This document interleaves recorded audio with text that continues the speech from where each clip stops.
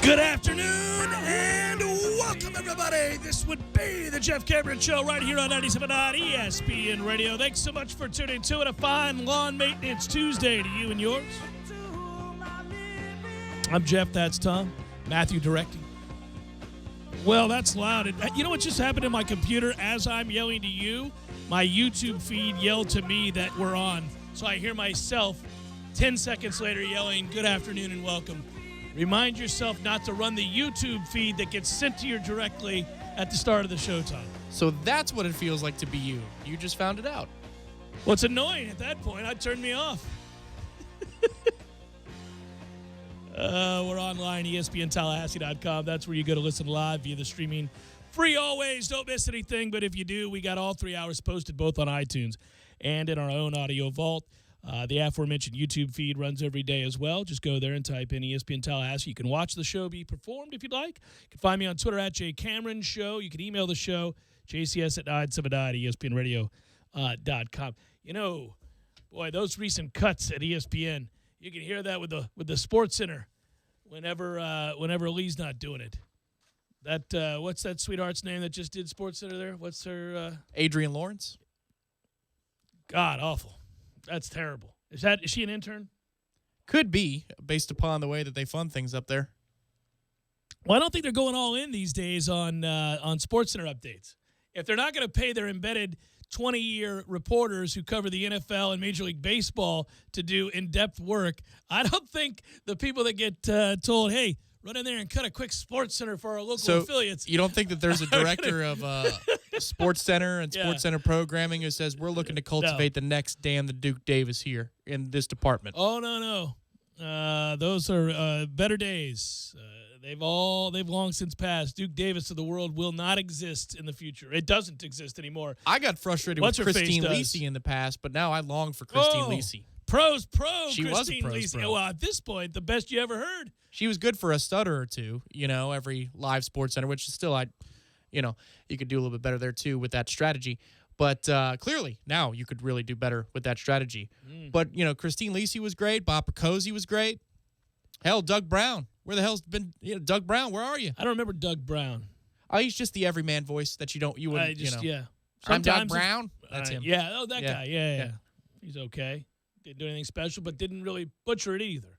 You think perhaps the 1 to 4 slot in the National and Bristol might have seen the writing on the wall that there was a change coming of some sort when Adrian Lawrence became, their Sports Center voice?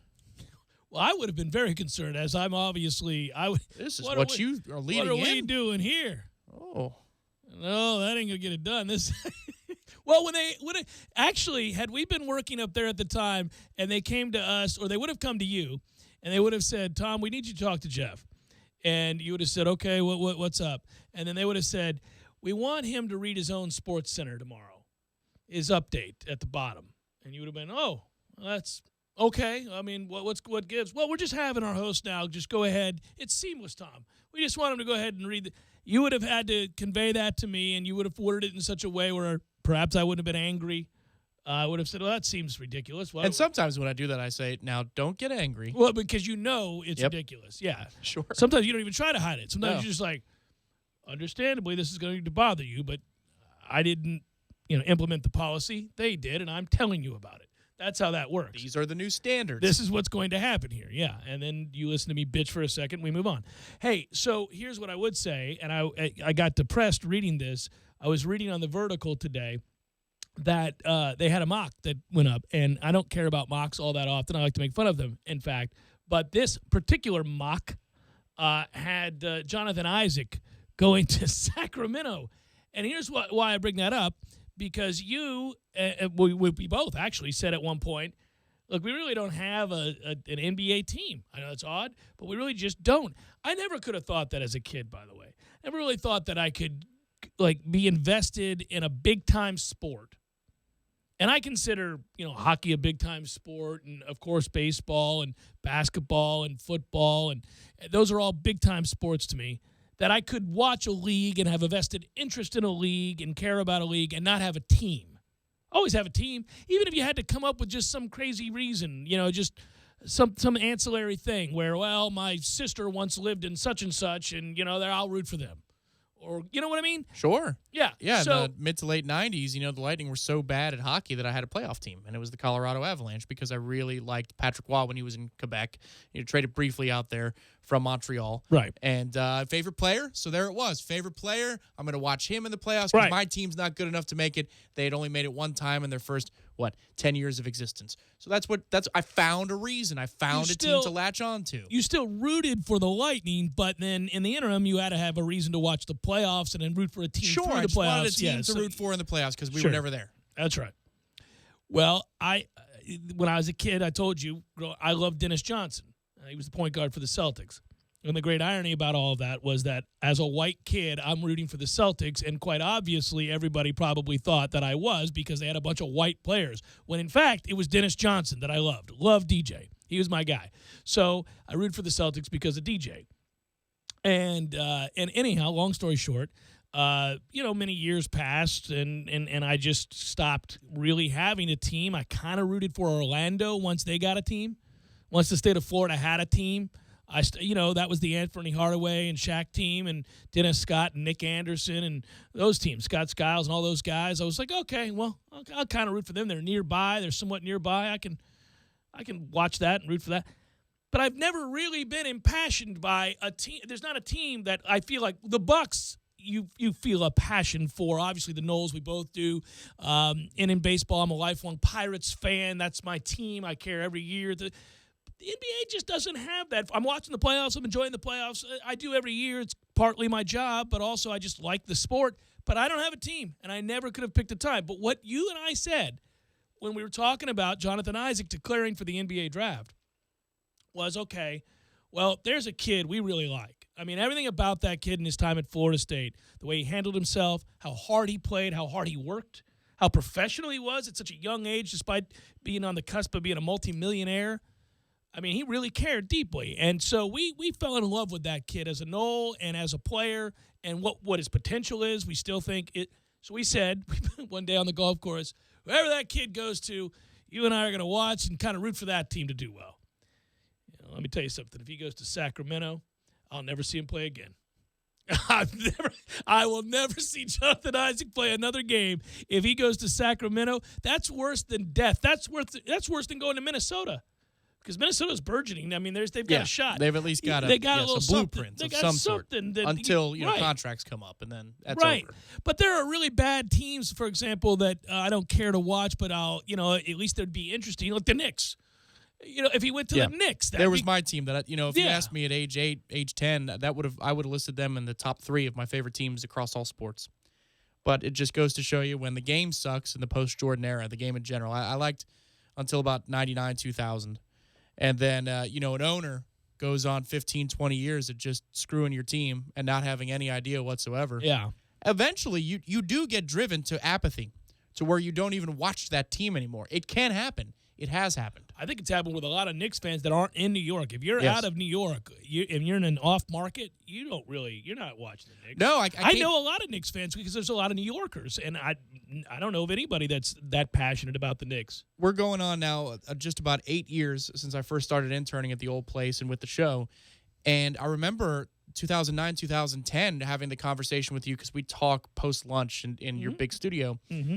About the playoffs, the NBA playoffs, how they're starting to get good again, and I remember you saying, I'm not so sure. I said, no, the West playoffs, they're actually compelling these days with, Nash and the Suns and Kobe and the Lakers and San Antonio, and Dallas was good.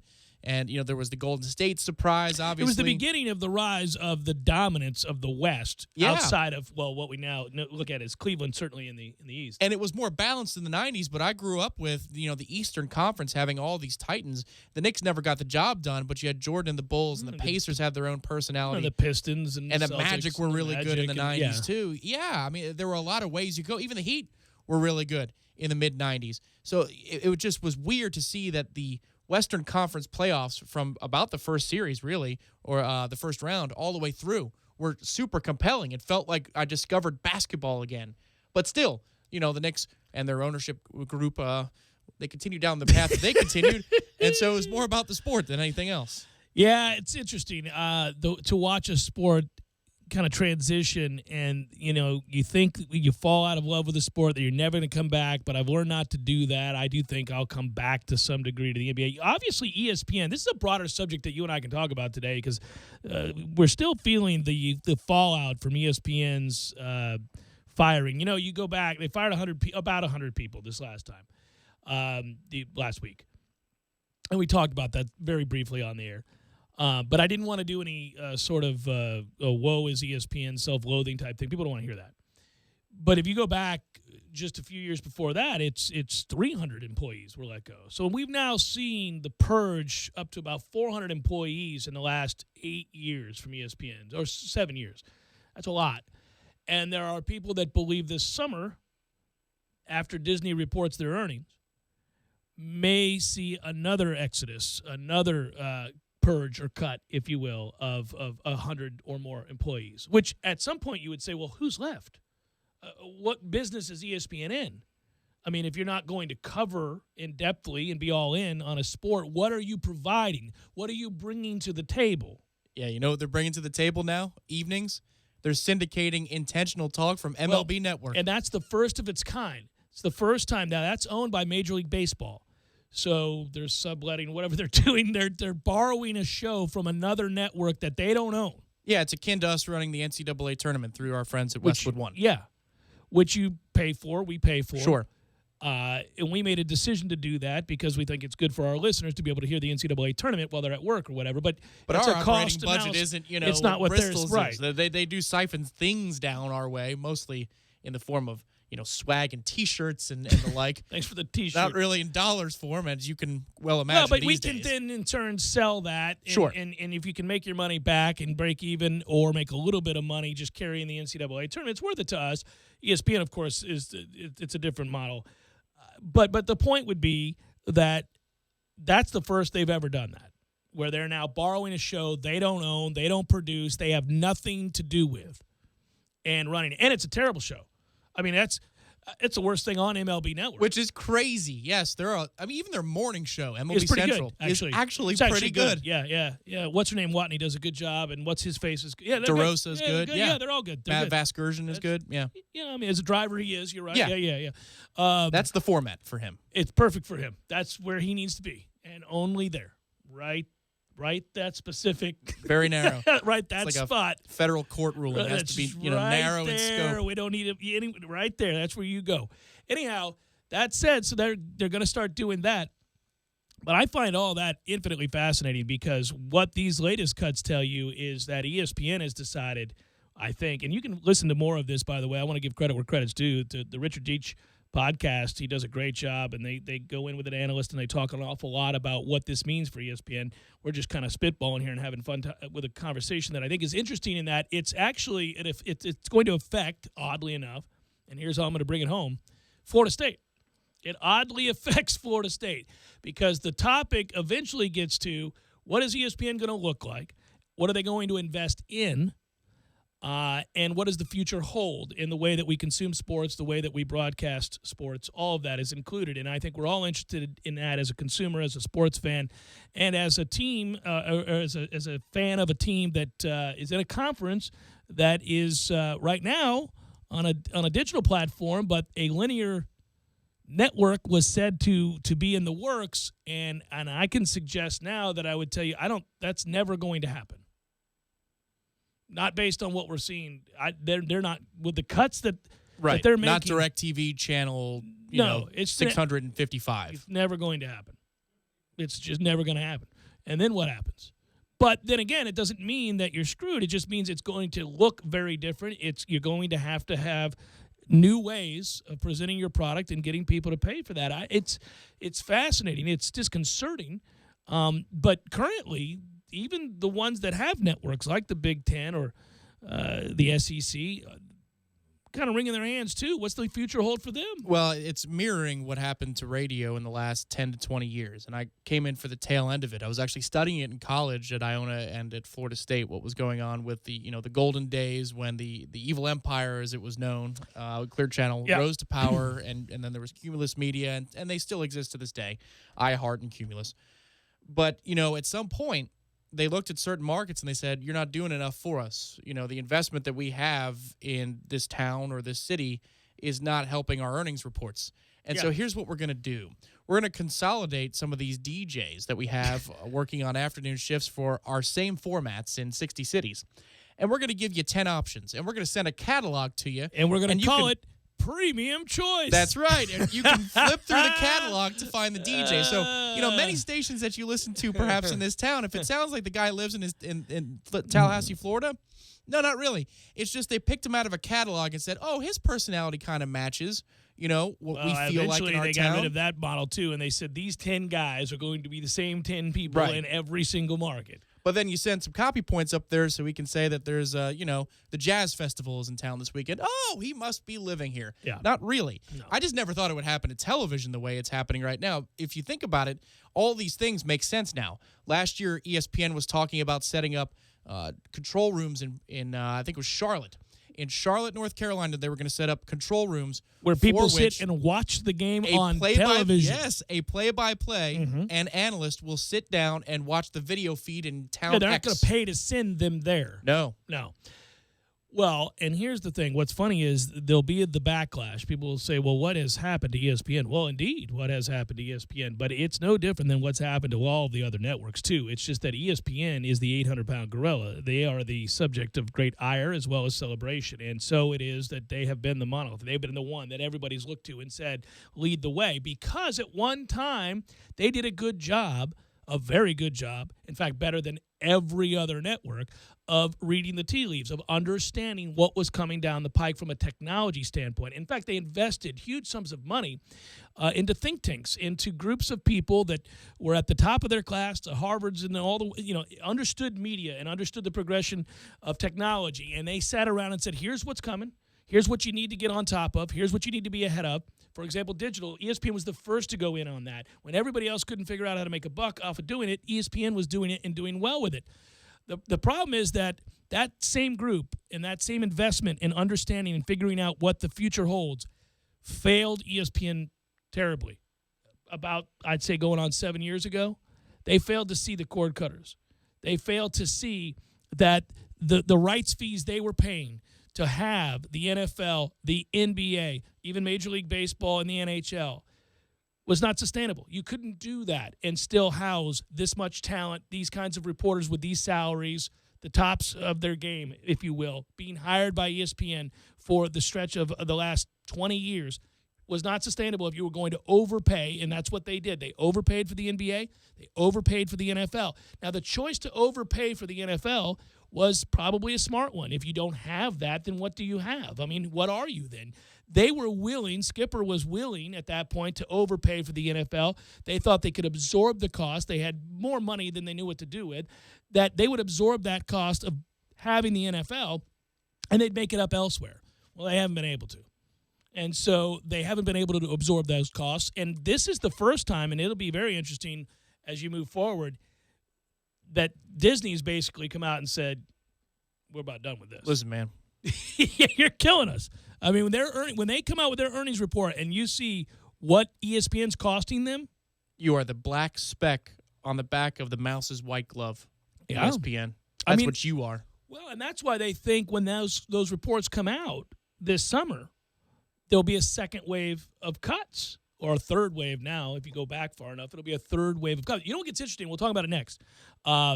Think about this. Okay, so we talk about the overpaying for rights fees for the NFL, for the NBA, for Major League Baseball, for the NHL, or any of these sports. What happens in a few years, I think it's 2 or 3 years, all of those come up for bid again. Where are you getting your NFL? Where are you getting – does ESPN – I mean, they're not going to have it in perpetuity. We've seen that's changed over the years. It's gone from network to network. We've seen – Remember NBC Sunday Football when buddy. they had the AFC? Yeah, Sure. Absolutely. And I think it's fascinating to talk about that because, well, if you're young, if you're in college now and you're studying this or you're in high school now, I mean, we're like dinosaurs. I certainly am, and you're on the cusp at 30. Okay. Well, what I mean is if you're 18 years old, a 30-year-old seems pretty old. Oh, sure, yeah. That's all I'm saying. I mean, Well, and I lived in a world pre-internet, pre-broadband internet. like you know so it, but somebody you're the who's last. 15 to 20 years old That's would right. look at me and say, huh? Right. Well, and the point of that is this. There are people out there, we talk about cord cutters. They're called cord nevers. There are kids who watch their sports and get their music or whatever else their entertainment is that have never subscribed to a cable network. And they wouldn't think of doing so. They'd say that that's absurd. They get it from whether it's Amazon or Netflix or Hulu or any number of other Then places. they have the Roku box. That's on right. One of their gaming They're systems. never going to subscribe to a cable company ever. And that ship has sailed. And that's why everybody scrambles to be everything to everybody. Look at how Comcast has changed for the better. Here I'm going to give credit to Comcast for a moment while I can if I'm going to talk about people fleeing cable. The truth is they realized they were dead. It was over. They took on Netflix. They made it much more intuitive for you with the voice controller, Sure. the whole deal. Taking in streaming. Yes. Understanding that they needed to react to you to make it a much more convenient for you And as even opposed before- to you driving your ass clear across town to go to a center to sit in a line. That ain't happening. Yeah, and even before they took on Netflix, you noticed the on-demand function resembled a Netflix or an Amazon Prime or a Changed Hulu radically, right? with recommendations, and even the way that the icons are different. It used to be a list of programs, and now you have the movie titles with the movie posters, and you have the Rotten Tomatoes. Well, and that all part that of stuff. it's great for us as a consumer Yes. because competition breeds that, and that allows for us to say, oh, you're not doing it well enough like these guys are, and then these guys have to scramble, and then all of that, the fight happens, it gets cheaper, and there you go. But it is going to look very different in just 3 years, and that will affect, by the way, there is, a direct correlation here. This will affect Florida State, the teams of the ACC, and how we view our sports. Jeff Cameron Show, 97.9 ESPN Radio.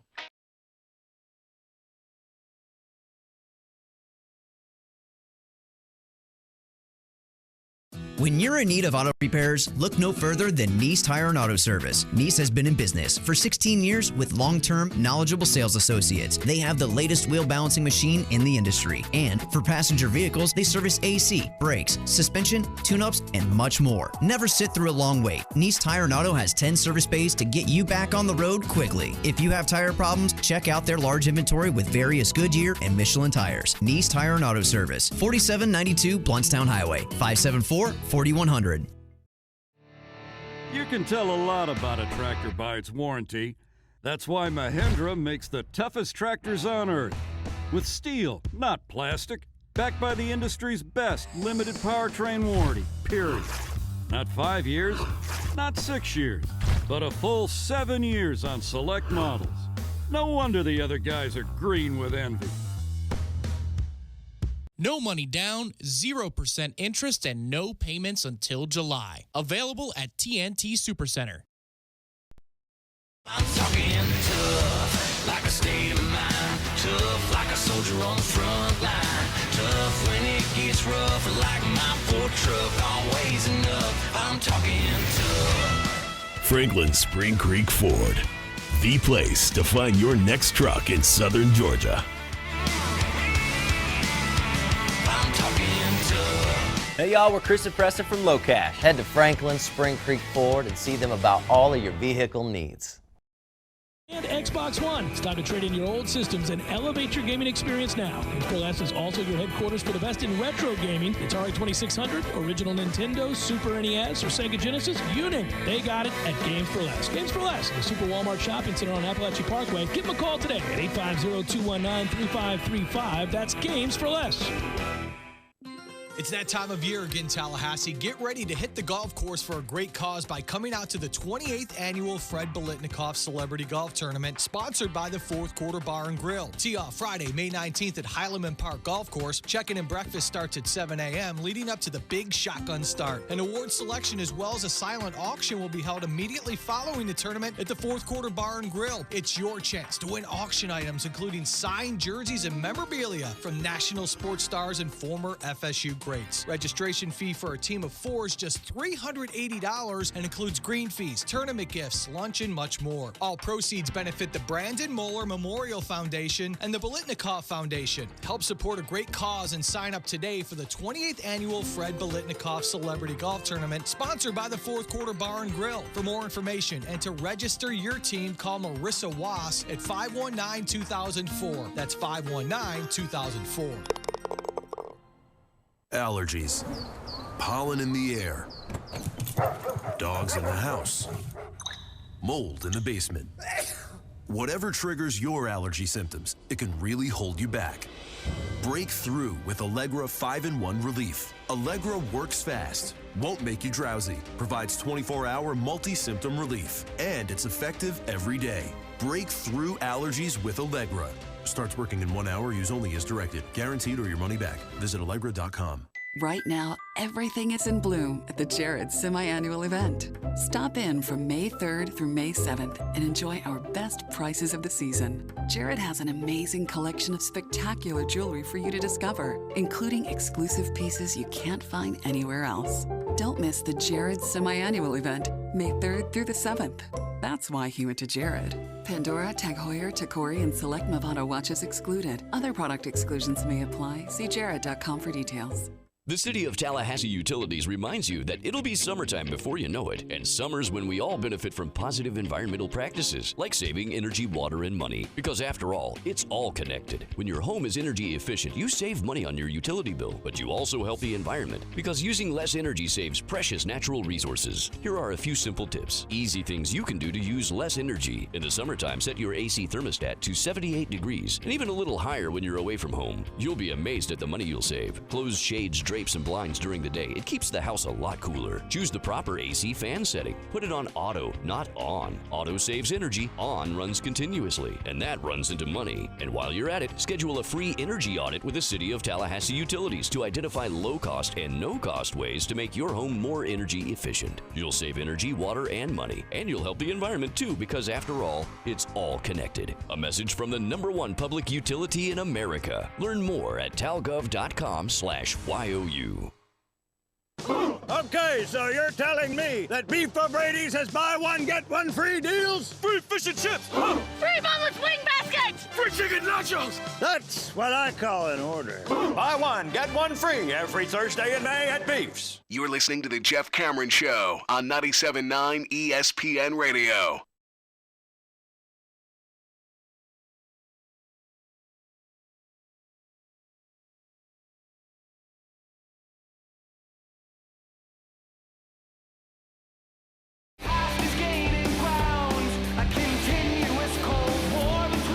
Jeff Cameron Show, 97.9 ESPN Radio.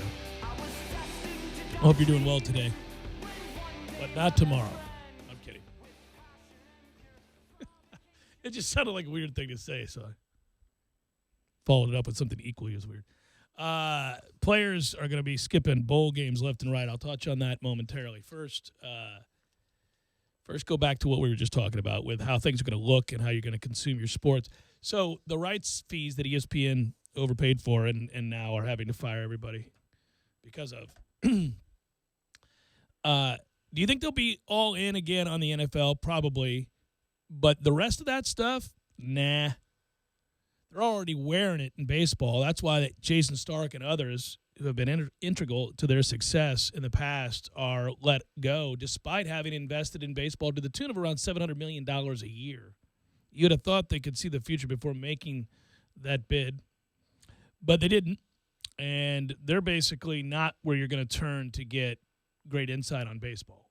That's not where you're going to go. You're going to go somewhere where they do hire people who have been embedded in baseball for 20 and 30 years. Now, they do have the remnants of a special team, and that Buster Olney's great. and is well respected and does get insight. And obviously, we love the little man. But Mr. Kirkchin, yeah, yes. but I don't know if Tim's doing all that much reporting these days. No, it doesn't seem like it. However, I will say I turned to MLB Network first for my baseball coverage. Yeah. And think about the business models here. You know, Disney looks at ESPN and says, you're costing us money. You're killing us. And the Major League Baseball League, yes, looks at the MLB Network and says, well, we can't do enough to promote our game with your channel. It's a completely different place you're coming from when you're putting out programming. Major League Baseball says, it's not necessarily about making the most money off of this channel. We'll make it where we can, but we have to get the message out there about how amazing our game is, why it's the best game in the country. It's a PR branding to go along with the money-making endeavor. Sure. One problem I have, and I think if I were ESPN or any other network for that matter that is bidding and spending literally billions of dollars on a sport like the NFL, that was billions. And screw you with your NFL network taking my highlights and ESPN got a few more than everybody else. They got first access to highlights from games quicker than everybody else, but they don't have exclusivity. So no, man. But think about this. What am I getting? Exactly. But what are you offering is what the league should be asking that particular network, because we're now to a place with direct-to-consumer is on the near horizon that it's almost as though ESPN, the television brand, is a middleman that's no longer useful. Right. And that's where this is going to be carried out to, and ESPN has to get out in front of that if it's going to survive and thrive. I mean, it used to be a joke. It was in the movie Dodgeball that ESPN 8 the Ocho could exist for strange sports because ESPN had a million channels. They had a million channels. They don't even use ESPN News anymore. They also overreacted to Fox going in. Yes. The FS1 venture has been a failure. However, if you're working at Fox and you're looking at the sports venture, or if you're at NBC and you're looking at NBCSN, you know what your message is right now. Hold. Well, because you have one channel. Fox has a bunch, but they don't really spend that much money on them, you know, and they're not on most cable providers. It's at standard. That you're just watching this whole thing from afar crumble. You're just hanging on for dear. A lot of these people will end up over there. Sure, but when do these rights deals come up? Because we'll have to choose the one that's best for us. We're not going to try and take all of the sports rights deals, but let's pick and choose. Let's pick one to go to war with. And let's go to war with it. Well, I would tell you that ESPN has decided to go to war with football, both pro and college. Their secondary product weapon, if you will, to wield is the NBA. And they overspent for that, and they let go a lot of people, but they're going to make room for Wojciechowski and those guys to come over, I think, which is odd since he hated ESPN. But that's kind of what's happened now. But they used to be the network that could outspend anybody, and it's no longer going to be the case. The problem is the product you're providing now, because they created, in essence, a second class of reporter that they're willing to pay, while telling many of the others that have had, well, more success and more tenure to go somewhere else. So you've let those guys go. So you remove sort of this idea, at least the visual in the past has always been, well, they hire the best of the best. Well, they're not doing that anymore. They're hiring, where they've invested their money is in the opinion makers. That's where they've invested their money. Obviously, Stephen A. and those guys, those kinds of shows. Yellers and Screamers. And Screamers. Surface level nonsense. That's what they've invested in, and they're not paying reporters. So they're not going to be taken seriously. Like, you can't take ESPN. Well, we got to be careful, but you just, it's hard. Sure, but okay, there's something that, it goes back to the basic definitions of what do you want to be. And they would rather be an entertainment network that's all surface. They don't want depth. They don't want depth. They're saying no to depth. Well, and it's funny because we're coming from a place of sports radio, and sports talk radio is the mandate's about entertainment. You can't lie. Radio in general is about entertainment, though. It's true, yes. But there's a community feel to it and a community function to it, too. That's why the FCC has its requirements that you have to be a voice of the community, too. That's correct. But we don't have the mandate of a newspaper. This isn't about journalism, and insert your jokes here, but, the newspaper of the mid-'90s, late 90s right. had a mandate more about in-depth stories that you could do. Those are no longer being done, sure. by the way, yeah. But ESPN, they are, but for the longest time, invested in those types of figures. Right. And they've decided now not to do that. And you can see that by whom they've kept and what they're doing moving forward, which is terribly unfortunate. Now, what they'll do to save some credibility is they'll invest in, if they're smart, and from what I read and hear, this is what they're going to do, and the people we talk to, and it would be real smart because it's the last vestige of I would think of integrity from a reporting standpoint that they would have. But you're outside the lines. They didn't let anybody go there. Bob Lee is safe, all that stuff. They're paying those guys. Wright Thompson didn't lose his job. People like that who contribute. TJ Quinn, yeah. They're all employed, right? So you'll go in on that, and you'll go in on your 30 for 30s and your E60s, where they actually do journalism, and they do a good job. Those, let's face it, folks, as much as and there's a contingent of people that rightfully point out the many foibles that ESPN has, but you got to admit those 30 for 30s are great. The E60s are that show's good. They do a good job with that show. And when there's a serious topic, Outside the Lines does a good job. They do. But they have to invest in that or else they got nothing. Well, and I think they do their live event coverage very well, too. You know, they don't always hire people that will sit down and say, I've got to go see what Dilfer has to say, and they just cut him. Or I don't have to, I don't have to see what Steve Young thinks about this particular Monday night matchup. No. Right. But, they go to the events. They have the highlights ready to go. Although they you give just you got analysis. done saying they're not always going to be doing that anymore. No, I think the danger for them is to find a way to position themselves as the opposite of what they're doing, and that's the hard conversation to have. Is they want surface level screaming and embracing debate, as they put it right now, which reminds me of Premium Choice when we first heard about Premium Choice. I love when that was shoved down because it's a corporate line. We get that keep via using email, it, right? using it. Didn't you love those emails? Remember Premium Choice. Remember to embrace debate. Yeah. Now, they need to. That's voice track from Cleveland by a guy named Ned. Exactly. Who's telling you about the Jazz Festival downtown this weekend. Right. I'll be there. I hope to see you there. Right. No, I think what they need to do is differentiate themselves as the experts. Because at some point, they're not going to be able to provide the live programming, and you're going to have a reason to tune into them. But you have to be able to pay the experts, and they're not going to do that. No, they're doing the opposite. They're taking the opposite tact right now. Well, and because they failed to foresee the market shift, and this is what we were talking about, in fairness to them, I don't know that anybody's got this right yet. And what's going to happen, and it's going to be fascinating, is when all these rights fees, when the time comes up for the NBA and the NFL and Major League Baseball and the NHL, well, the NHL and MLB almost are starting to feel very just a community thing. That's kind of what they are. But the point is, who's going to be broadcasting those games? Well, I mean, Google will bid on this. Amazon will bid on this. Netflix, Hulu, all there were these games on Twitter this year for Right, Thursday Night right. Football. I think Amazon won the rights moving forward. That's right. So think about all of that, man. It's weird. We've moved into a time, and it won't be weird for the 15, 16-year-old. That's all they've known.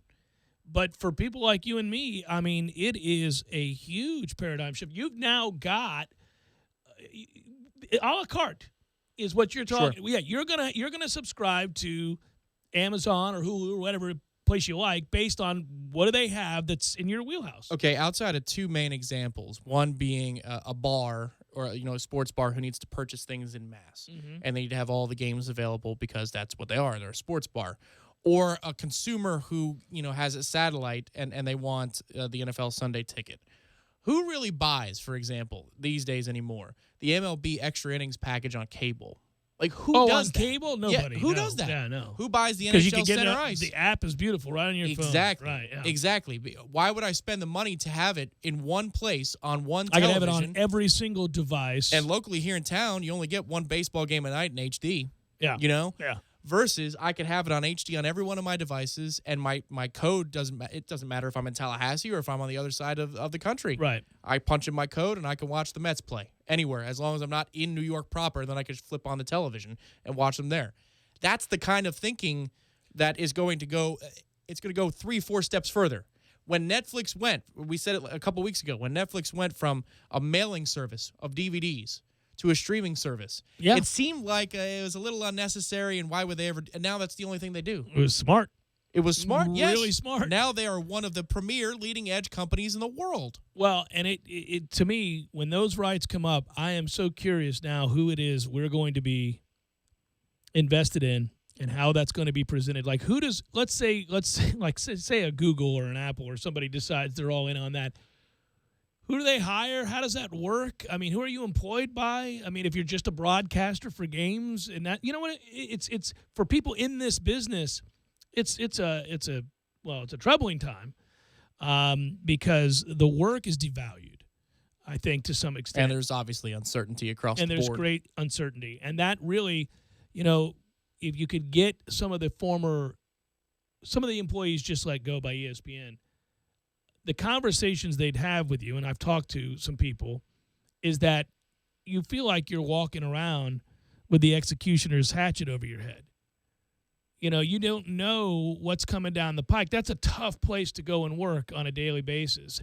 And then, moreover, even if you think you're safe in the interim, when you hear talk of Disney upset with how much ESPN is costing them and that this summer the earnings release will come out and they'll decide if there's going to be more cuts, well, then you are reporting to work while basically perpetually looking for another job. You're looking for greener pastures. And as everybody who ever worked for ESPN said, you always thought ESPN was the greener pasture, that if you could just get to ESPN, you were safe because they had more money than God and they were the 800-pound gorilla, and now you didn't have to worry about mom and pop. You didn't have to worry about small companies not being able to compete.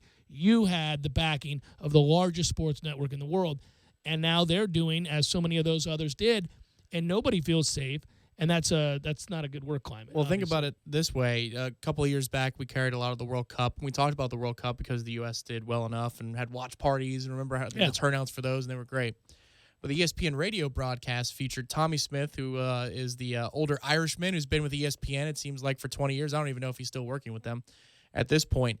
But Tommy would be on with Mike and Mike in the morning, live in studio, and then all of a sudden, you know, your analyst for this soccer game that you hear on the radio is Tommy Smith. Yeah. Because he'd walk into his studio with his play-by-play guy, and they'd watch the official FIFA feed of the World Cup, and they would comment on it, and that would be their broadcast.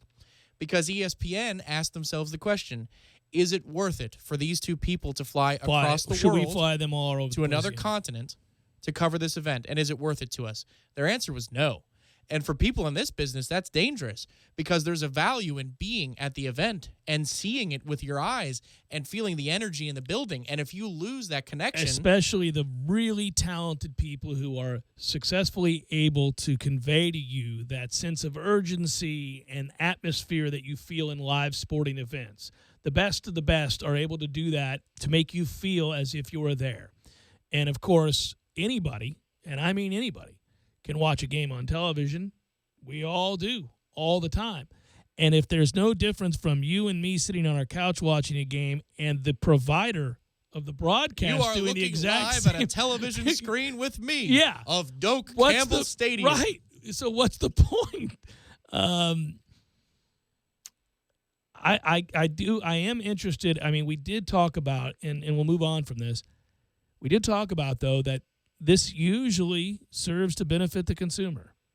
Now, the bastardization of journalism is also part of what's happened here, and that hasn't aided the consumer. That hasn't made us smarter as a citizenry.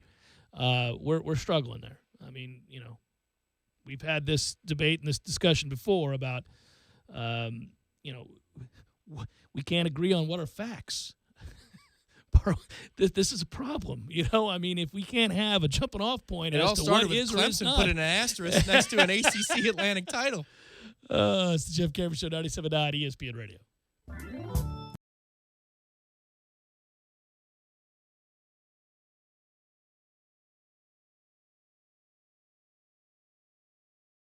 When you're in need of auto repairs, look no further than Nice Tire and Auto Service. Nice has been in business for 16 years with long-term, knowledgeable sales associates. They have the latest wheel balancing machine in the industry. And for passenger vehicles, they service AC, brakes, suspension, tune-ups, and much more. Never sit through a long wait. Nice Tire and Auto has 10 service bays to get you back on the road quickly. If you have tire problems, check out their large inventory with various Goodyear and Michelin tires. Nice Tire and Auto Service, 4792 Bluntstown Highway, 574-4100. You put your mower through a lot. All that back and forth can add up to thousands of miles. That's like mowing cross country. Gravely commercial mowers are built for all-day performance, helping you get the job done mile after mile. Gravely, built to mow the distance.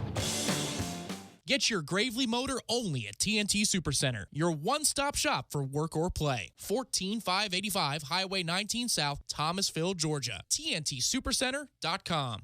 I'm talking tough, like a state of mind. Tough, like a soldier on the front line.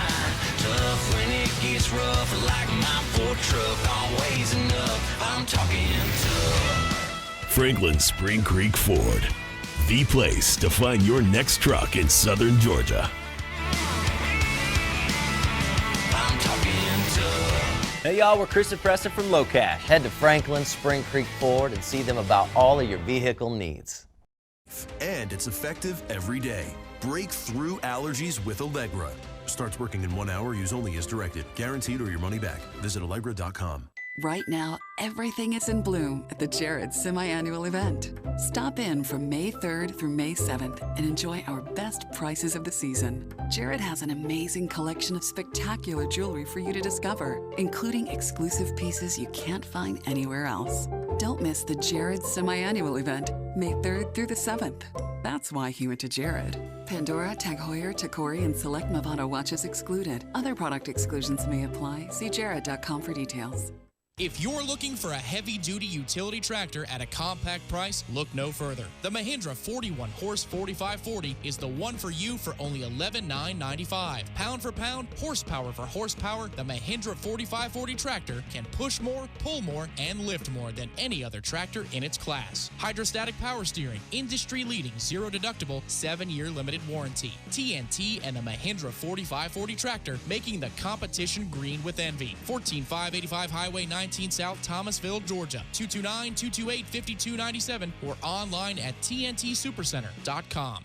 Have you heard? Proactive Plus is faster and better than ever. Stay tuned for a $1 million bottle giveaway, and you'll also receive free shipping. Do you have troubled skin? Acne? Well, we have great news. With Proactive Plus, your acne can heal, and you can help prevent new breakouts from happening. Don't miss this limited time offer. Give us a call, because we're going to let 1 million people try Proactive Plus risk-free and get 2 free gifts, and also receive free shipping when you call right now. You heard it. This offer won't last long. So call Proactive Plus now, and you'll receive a 60-day risk-free trial of Proactive Plus, 2 free extras, and free shipping. This is our exclusive radio offer, never on TV. Get your risk-free 60-day trial of Proactive Plus with free shipping. That's right, free shipping. Don't wait. 800-489-1397. 800-489-1397. 800-489-1397. That's 800-489-1397. It's that time of year again, Tallahassee. Get ready to hit the golf course for a great cause by coming out to the 28th Annual Fred Biletnikoff Celebrity Golf Tournament, sponsored by the Fourth Quarter Bar and Grill. Tee off Friday, May 19th at Highlandman Park Golf Course. Check-in and breakfast starts at 7 a.m., leading up to the big shotgun start. An award selection as well as a silent auction will be held immediately following the tournament at the Fourth Quarter Bar and Grill. It's your chance to win auction items, including signed jerseys and memorabilia from national sports stars and former FSU greats. Registration fee for a team of 4 is just $380 and includes green fees, tournament gifts, lunch, and much more. All proceeds benefit the Brandon Moeller Memorial Foundation and the Biletnikoff Foundation. Help support a great cause and sign up today for the 28th Annual Fred Biletnikoff Celebrity Golf Tournament, sponsored by the Fourth Quarter Bar and Grill. For more information and to register your team, call Marissa Wass at 519-2004. That's 519-2004.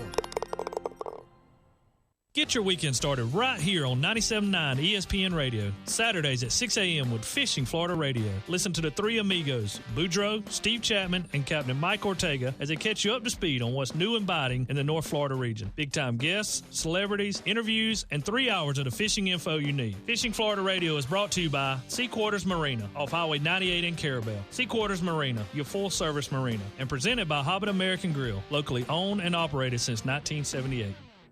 Live from the Dale Earnhardt Jr. Buick GMC Cadillac Studios in the capital city of Tallahassee, this is the Jeff Cameron Show on 97.9 ESPN Radio. Lawn Maintenance Tuesday, presented by Miller's Tree Service. Call Miller's today at 894-TREE. That's 894-8733.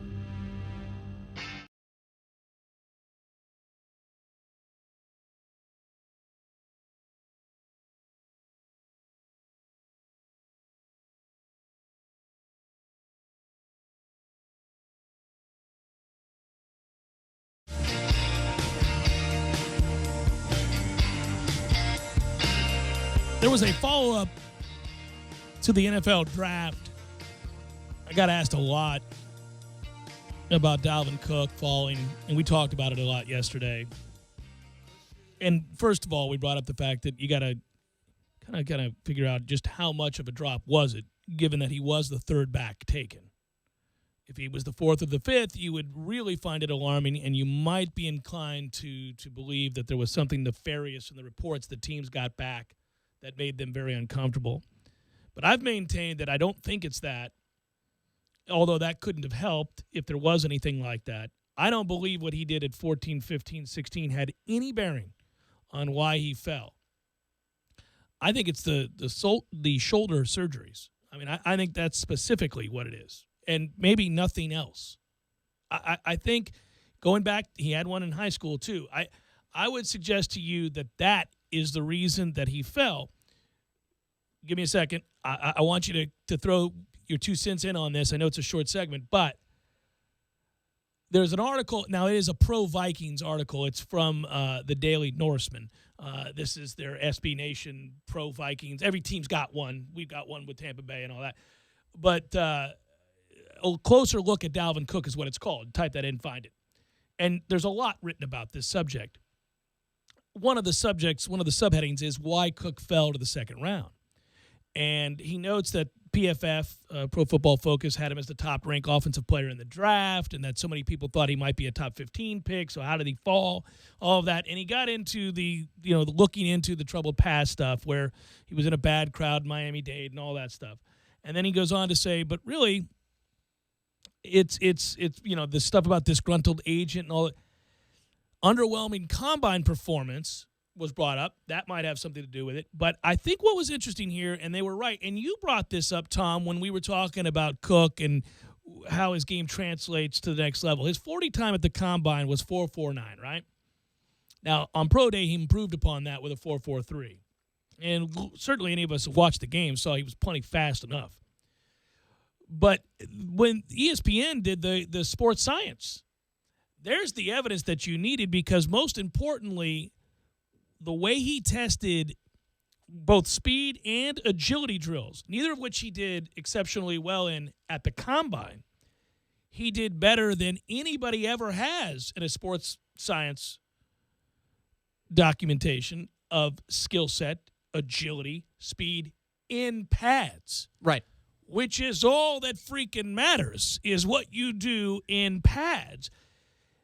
He was the fastest man on the field frequently in pads, and they measured his speed, concluded that he was the fastest running back tested in the last 5 years.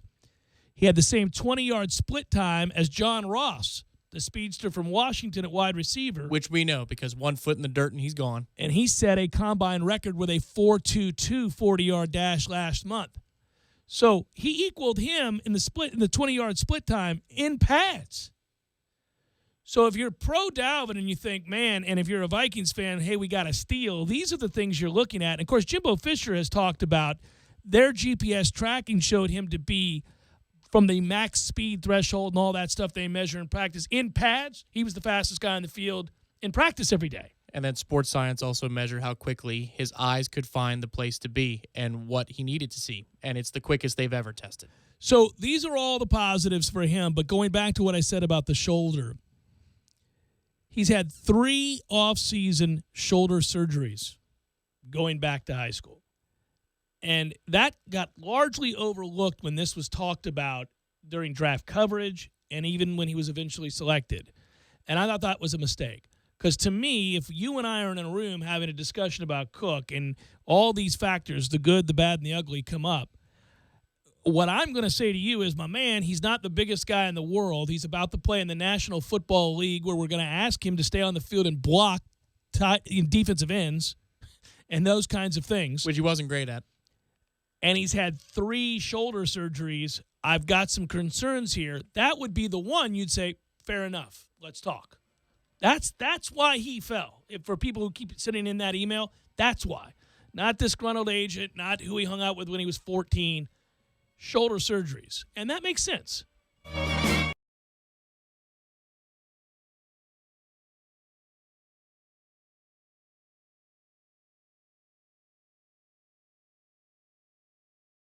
When you're in need of auto repairs, look no further than Nice Tire and Auto Service. Nice has been in business for 16 years with long-term, knowledgeable sales associates. They have the latest wheel balancing machine in the industry. And for passenger vehicles, they service AC, brakes, suspension, tune-ups, and much more. Never sit through a long wait. Nice Tire and Auto has 10 service bays to get you back on the road quickly. If you have tire problems, check out their large inventory with various Goodyear and Michelin tires. Nice Tire and Auto Service, 4792 Bluntstown Highway, 574-4100.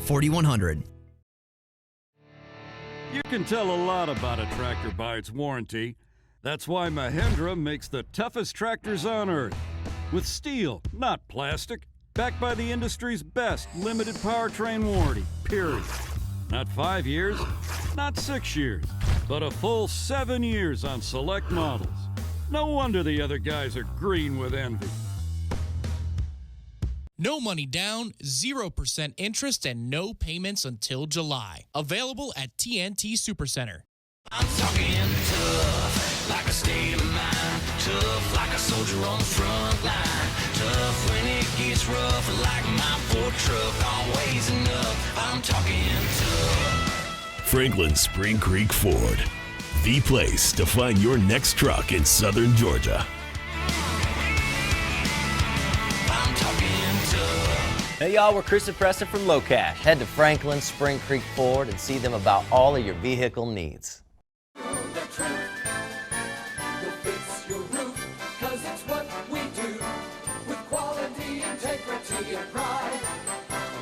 Parker Brothers Roofing, professional every time. Stay safe and dry inside. Hey, I'm Travis with Parker Brothers Roofing. Some roofers are like a bad boyfriend. They make lots of promises, but in reality, they're just cheap. They don't own up to their mistakes, and they leave you with a lot of regret. Parker Brothers Roofing stands behind every installation, and if a mistake is made, we own it and fix it. Our customers never have to worry about being left behind for the next job. At Parker Brothers, it's quality that builds our quantity. Call us at 656-8112.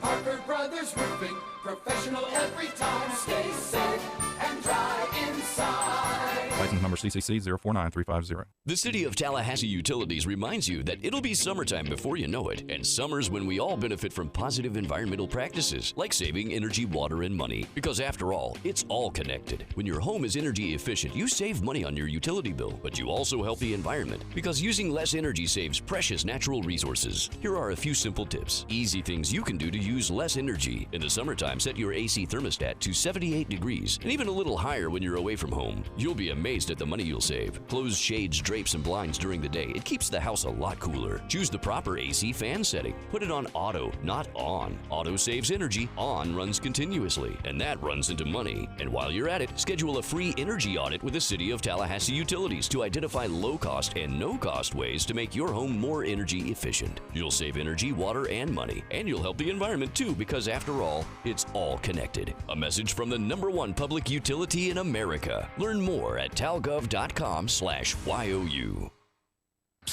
You, the woman in the SUV pulling into the yoga studio. You got a truck for a reason, remember? So get some Firestone tires and go do truck stuff.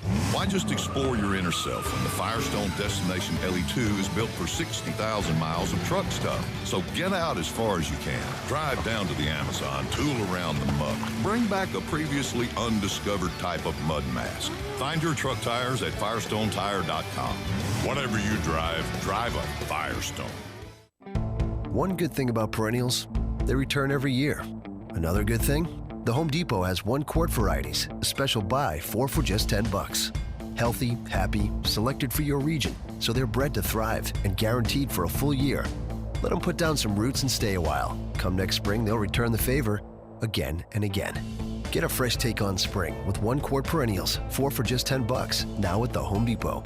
More saving, more doing. Selection varies by store, U.S. only. Broadcasting live from the Dale Earnhardt Jr. Buick GMC Cadillac Studios. This is 97.9 ESPN Radio, WTSM, Woodville, Thomasville, Tallahassee. ESPN Radio Sports Center. Starting out in the NFL, this is Adrian Lawrence. Regardless of what comes of the sexual assault allegations against him, the NFL says that Raiders' first-round pick, Garyon Conley, will not face discipline by the league because the alleged incident occurred before the draft. Police are still investigating the complaint of a 23-year-old woman who claimed Conley sexually assaulted her in a Cleveland hotel 2 days before the draft. The NFL Network reports that the Jets are declining safety Calvin Pryor's fifth-year option. But in the NFC South, receiver Kelvin Benjamin's fifth-year option is getting picked up by the Panthers, per ESPN's Adam Schefter. And the Wizards are looking to even up the series tonight in Game 2 against the Celtics, and it'll be on ESPN Radio with coverage starting at 7 Eastern. Trades are scary. When a player leaves your team, you can't like them anymore. You can't even wear their jersey. Except here, we won't judge, but others might. Buffalo Wild Wings. Wings, beer, sports. Live from the Dale Earnhardt Jr. Buick GMC Cadillac Studios in the capital city of Tallahassee, this is the Jeff Cameron Show on 97.9 ESPN Radio. Lawn Maintenance Tuesday, presented by Miller's Tree Service. Call Miller's today at 894-TREE. That's 894-8733.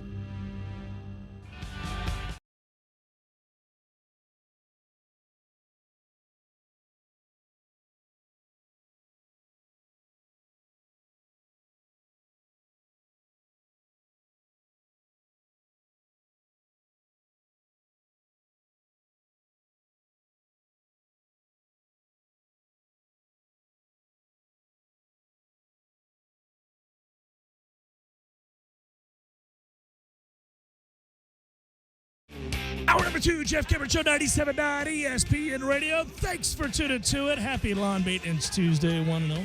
Getting to be that time where the Lawn Maintenance Tuesday version of the show will require you to do lawn maintenance. Like the days are happening now. The heat, it's here. The weeds, they're everywhere, Tom Lang. Can't keep them down. But there aren't many better beers than a cold beer after lawn maintenance. That's true. That's true. You could slam that first. You got to get a light cold beer. It's water. Yeah, just about. We're online, ESPNTallahassee.com. That's where you go to listen live via the streaming free. Always don't miss anything, but if you do, remember all 3 hours are going to be posted both on iTunes and in our own audio vault. Always. You don't have to miss anything, but that's where you'll go to find it if you do. And know this, it's brought to you with limited commercial interruption. Thanks to our great podcast sponsor, CarltonDean.com. Go there and find out how you can make some money in commercial real estate. That's CarltonDean.com. You can email the show, jcs at 979ESPNradio.com. You can find me on Twitter at JCameronShow. And don't forget, the WTSM app's good for Android and iPhone. And the YouTube feed, if you want to watch the show, you go to ESPN Tallahassee on YouTube, and you can.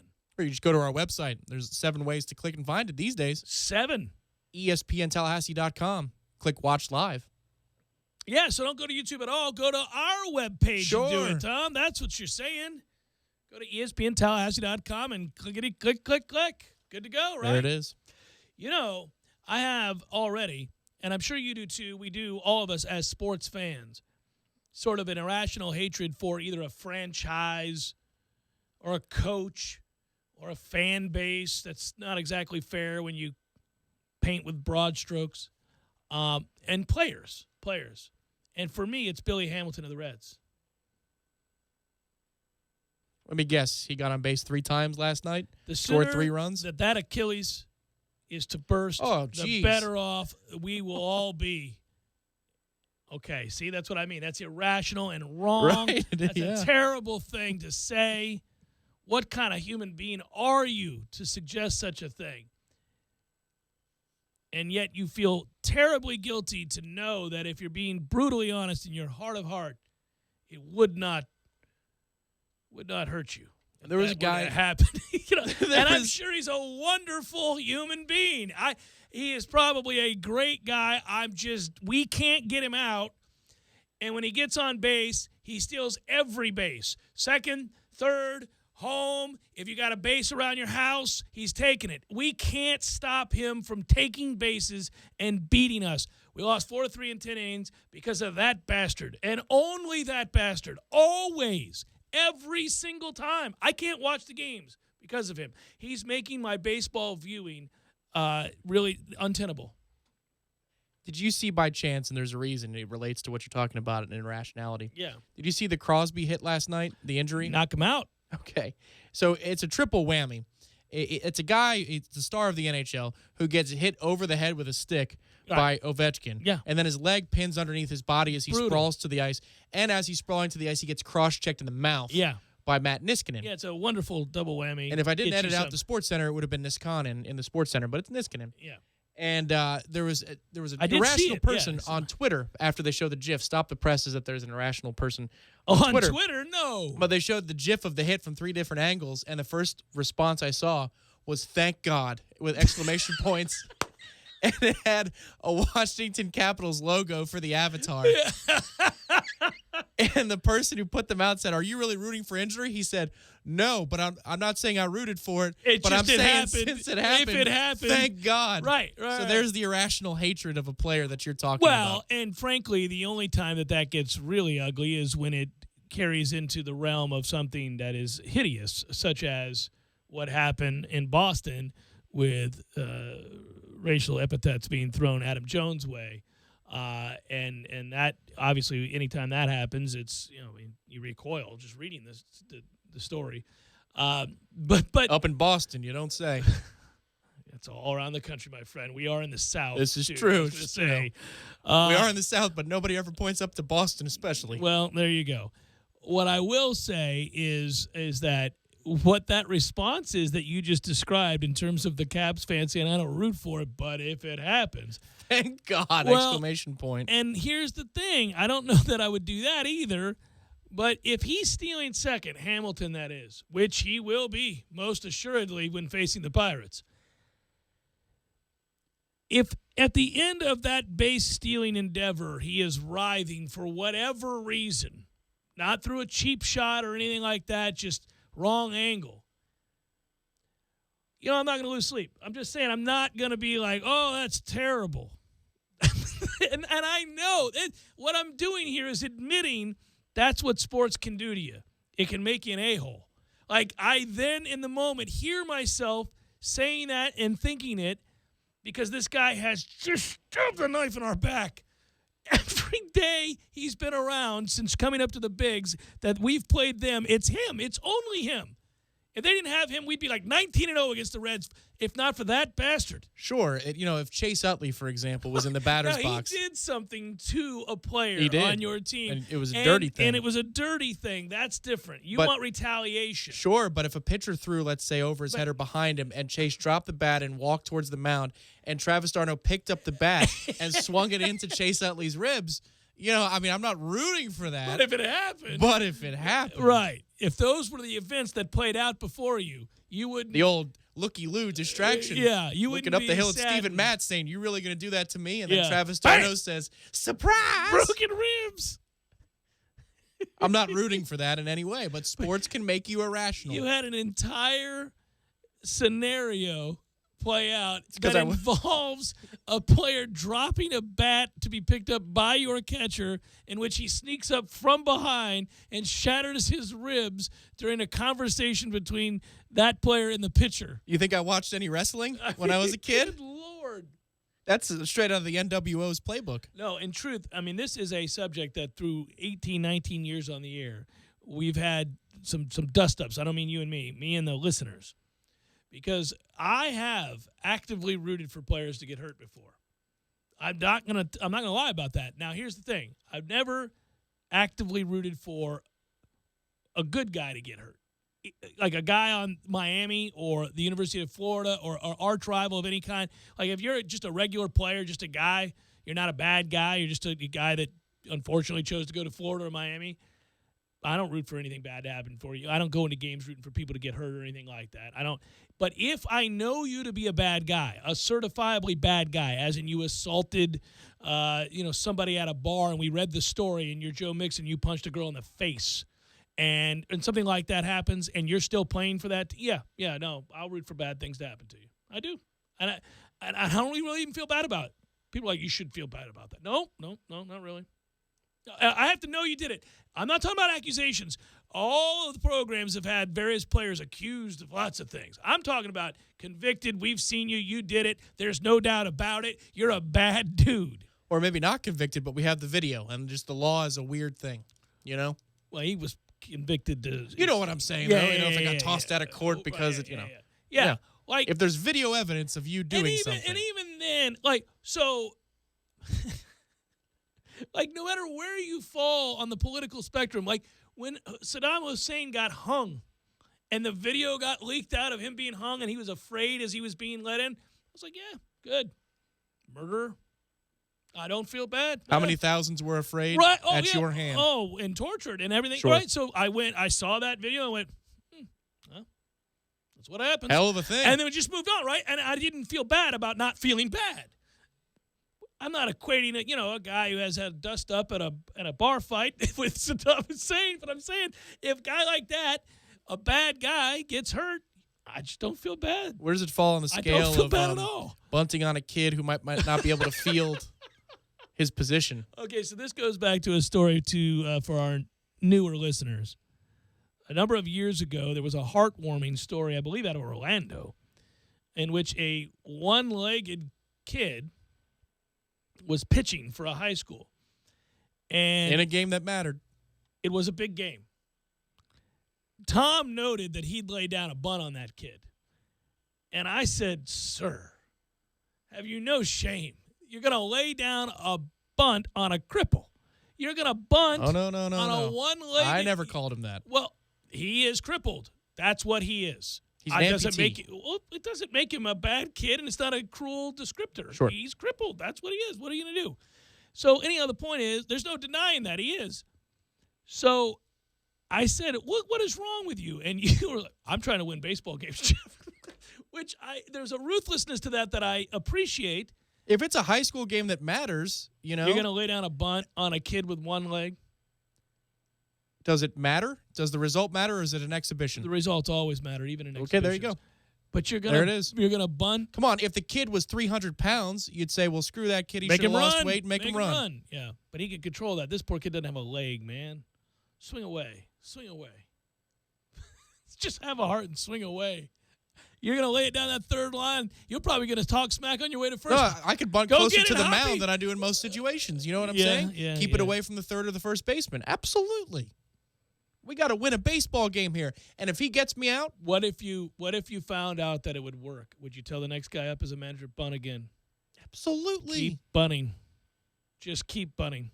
Does this game count? Bunt him off the mound. Because if it doesn't count, then whatever. Then it's an exhibition. Right. And it's not a real. And if it does, that's what makes the story heartwarming. He's pitching in a game that matters. That's fantastic. Must be able to get to those bunts, I guess. I would have thought that some heartless bastard like yourself would have been in Orlando dropping down bunts on a one-legged kid somewhere along the line. That story didn't read that way, so somebody, I don't know if they had. Dude, once again, if it's the kid comes in to pitch an inning because he's been invested with the team, right, and so he's being rewarded for a full season, right? Yeah. I got you. It's like when these kids, these heartwarming stories where you see the video of kids with autism or other various ailments come crossing in, the goal line, right? You're not out there trying to stick somebody. No, you're not. No, like the way this story read, this is a game that matters in my district. Hey, man. Well, I do love to win, and that's why People you play take it easy on Jim Abbott. You know what I'm saying? Oh, no. But he could run and get a bunt. He could. He was the best of them. He was a bunt-getting fool. He was just missing half an arm, which is remarkable pitching. But that's happened before. Sure. A one-legged pitcher, I can't think of any other time that's occurred other than like a publicity stunt or a heartwarming notion. Just frankly, yes. From a physical standpoint, just physics. I don't know how he gets mustard on the pitch. But, okay. Probably couldn't get away with it in college. You're ruining his high school experience. He's ruining my will to win a baseball game. I got to take it easy. All right, players that skip bowl games justly rewarded in the NFL draft. We'll talk about it next. Jeff Cameron Show.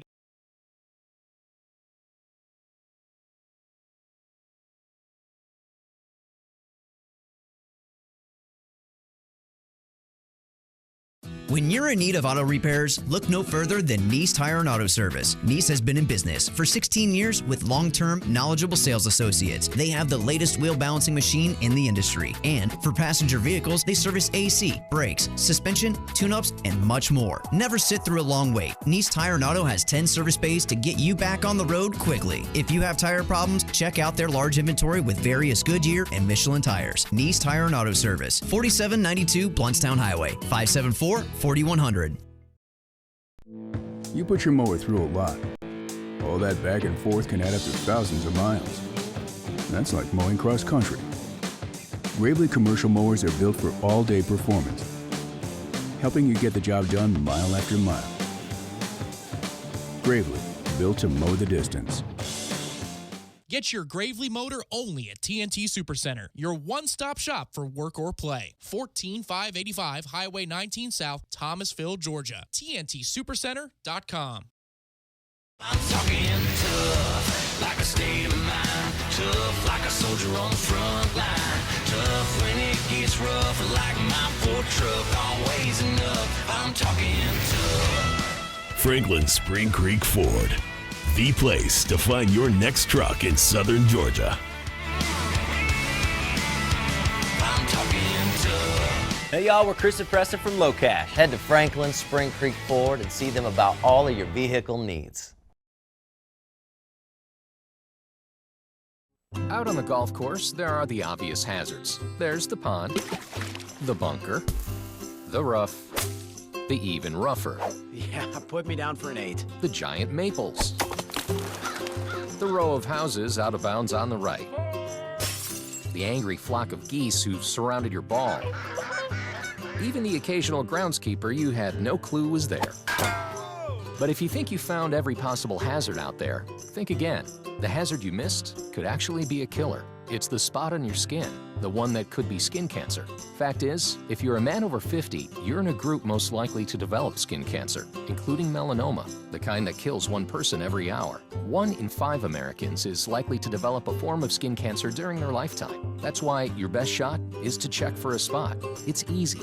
Follow through and check your skin. It could be the save of a lifetime.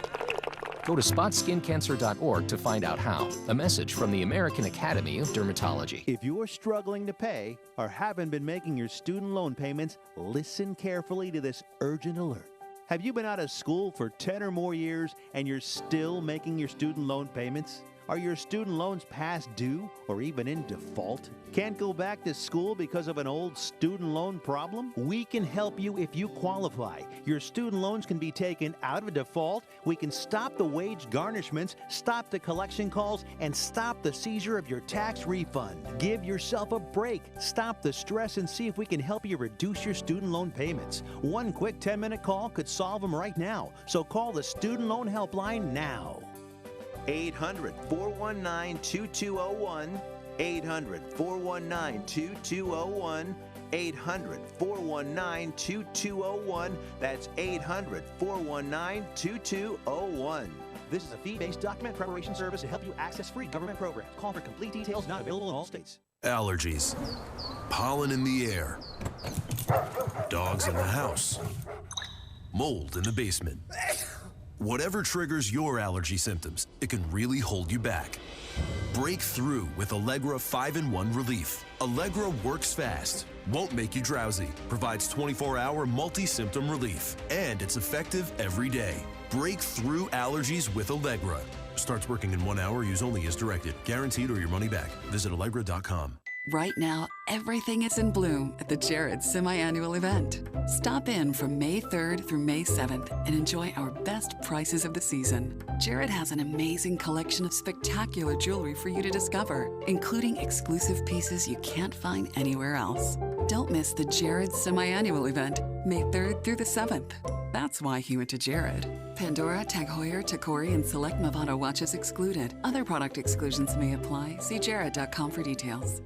Don't just listen to The Jeff Cameron Show. Watch it live. The Jeff Cameron Show Streamcast. Live weekdays 3 to 6 p.m. Head to ESPNTallahassee.com today to watch live or catch up on demand. The Jeff Cameron Show Streamcast. Brought to you by Nice Tire and Auto, your trusted Goodyear dealer. 574-4100. And presented by TNT Supercenter in Thomasville, Georgia. And Franklin Spring Creek Ford.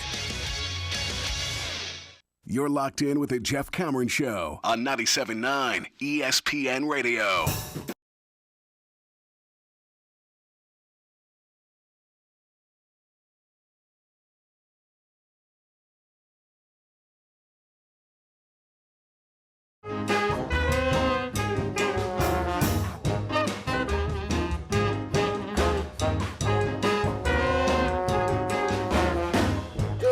dog and shake that thing. Jeff Cameron Show, 97.9 ESPN Radio. Andrea Edelson wrote a piece for ESPN.com college football. And, we said this. So because she made the point that I made before the draft, I referenced the story. Which was, at the time, we talked about how disheartening it was that Leonard Fournette decided to skip the bowl game last December and that Christian McCaffrey did the same. And we said, this is going to be a problem because this will begin to be a thing. This is going to be a trend. This is what's going to be moving forward. And, it's hard for any of us who consider ourselves to be competitors, people who've ever played at any level of team sports. So if you are competitive and you've played team sports and you know what it is to have that camaraderie, you know what it is to go to work each day, go to practice each day, all the cliches, the blood, sweat, and tears, and going into battle together, to use the military parlance. All that stuff, right? There is something to it. It's a bond. It's forged through hard work, through sweat, through overcoming injury and sacrificing free time and all that stuff. And you develop a respect and a kinship that's really never replaced. I mean, the locker room in that way is truly unique, more than any other kind of workplace that you're ever going to be involved in moving forward with your life and all of that. I still miss the fellas in the locker room. I still miss those days more than I miss the games. I really don't care to play any more games. I mean, I don't really miss the games. I loved them. I loved playing sports. I love playing organized sports. I love playing individual sports. I love being challenged. All of that's true. But I miss the guys. I miss the conversations. I miss the love that we all had for one another, which is, again, something that is developed in a way that is truly unique when it involves that kind of sacrifice and dedication. Sure. I think anybody who played any level of sports knows that too. I can remember, traveling to tournaments across the state for high school when I played in golf. And, it's not the grueling practice hours that you guys had, but we had to sit in a bus and coexist for a few hours, you bond. To and fro. You share and you your bond. lives, your stories, your hopes, your dreams, your wishes. Everybody, yes, finds that role. Even, we go and work with Bill Frederick's Frequency XP, but we go to Base Physical Therapy across the street here. And you see some of the folks who come in every, Monday or Wednesday. And there's a shared bond. And there's a shared bond between the people going through physical therapy together. It's a hell of a thing to be up at 7 a.m. pushing these weights around, huh? Sure. I see you, rolling brother. out the cross ball on their hips or whatever, and they're in agony, and they're at least coaching each other through it. And that's just a small microcosm of what you're talking about. You're talking about years of bonding together. Yeah. And so that's why when we saw guys make that decision, to walk away, to not play in their final games, to make a business decision. While you understood it, the rational side of you, the side that gets that somebody's got $15 million coming down the pike and, they haven't had a pot to piss in or a window to throw it out of their whole lives, and now they've got that kind of check waiting on them, and you want to tell them, go play in a bowl game? It's an exhibition game, man. If you're not in the playoff, you're playing in an exhibition game. Now, the coach and the former player and any of us that's competitive that's been involved in team sports says, oh, that's reprehensible. You can't let your teammates down. You can't not go and compete. That's not what you do. It means more than that. It reveals heart and character and toughness and all these things. And while we may want that to be the case, the reality is you can see it from both sides. You can understand guys making a business decision. But that really wasn't why I brought this up. That just was at the heart of the emotions involved in the debate. Why a Coach Fisher and every coach that was possibly asked about this said, I can't imagine ever doing such a thing. And I can't imagine anybody I ever played with doing such a thing, right? That's what you heard from tough guys. That's what you heard from former players, right? Different time, and I get it. I get it on both sides, and I get if a guy says, oh, I've proven my toughness. I've played through injuries with these guys. I've played hurt time and again. I've played in immense pain. I've shot up. I've done everything I've had to do to be there for these guys. But I'm playing in the Belk Bowl. Or I'm not. I'm healing up, and I'm getting my $15 million. or whatever the number is. It's especially true if you're a projected top 10 pick. You get it. If you're projected 4th, 5th round, man, that's harder to swallow. But when we're talking the kinds of millions that are going to be guaranteed here in the first 10 picks, first 20 picks, it's not surprising to see Leonard Fournette and, in the case of Christian McCaffrey, who played in more snaps than any other college football player in a given season, that they say, well, I think I've proven myself. I'm going to go ahead and call it a day. We lost 5 games this year. Sure, and on the flip side of that scenario is Jake Butt, who collects $543,000 for the insurance policy he has. And these players can take out a loss of value insurance policy to a certain amount of money, and it gets into the millions of dollars. It can. But still, okay. And some of it's tough to prove because there are different levels. Well, and he blew his ACL, and he was always kind of the question mark with him was about speed. Correct. So now if he never recovers to the fullest extent, who knows how many millions of dollars that cost him on, let's say, what would have been a second contract. Sure, and there's a disability contract which you can't play ever again from an insurance policy standpoint. You cash in a certain amount there, Right. but this is a loss of value policy. I think it was $1,000 for every pick and plus a certain base number, and that's how he got up to over $500,000 for being selected where he was. But that doesn't make up for all the money that he lost. It doesn't even come close. Especially if you're a guy projected to go late first, early second. Not that he was, but he was a guy expected to go a lot sooner than the 5th round. Sure, and certainty is what the NFL draft is all about, and that's why we just had the discussion last hour. Dalvin Cook fell probably more from an injury concern standpoint than anything Shoulder else. surgeries. And it's the shoulder surgeries, to be specific. It rings hollow to me when you're not talking about playing in the playoff or for it all. Nick Saban just signed a 3-year extension today, and He's going he to make gets $11 million. a $4 million signing incentive, they call it. They can't even call it a signing bonus anymore. But he gets $4 million to sign the line that is dotted, so he can get paid another $18 million, $19 million over a 3-year extension And period it's of time. worth to Alabama every single penny. And you're going to tell me that if Alabama's out of the playoff next year and they're playing in whatever, right, and he's going to bowl. implore that kid to go play in that bowl game. No, Yeah. If a coach does that, you're going to laugh at him. I mean, it's we understand that. Right? I kind of roll my eyes when I hear the coaches do that. I get the old school mentality because it is hard to imagine personally.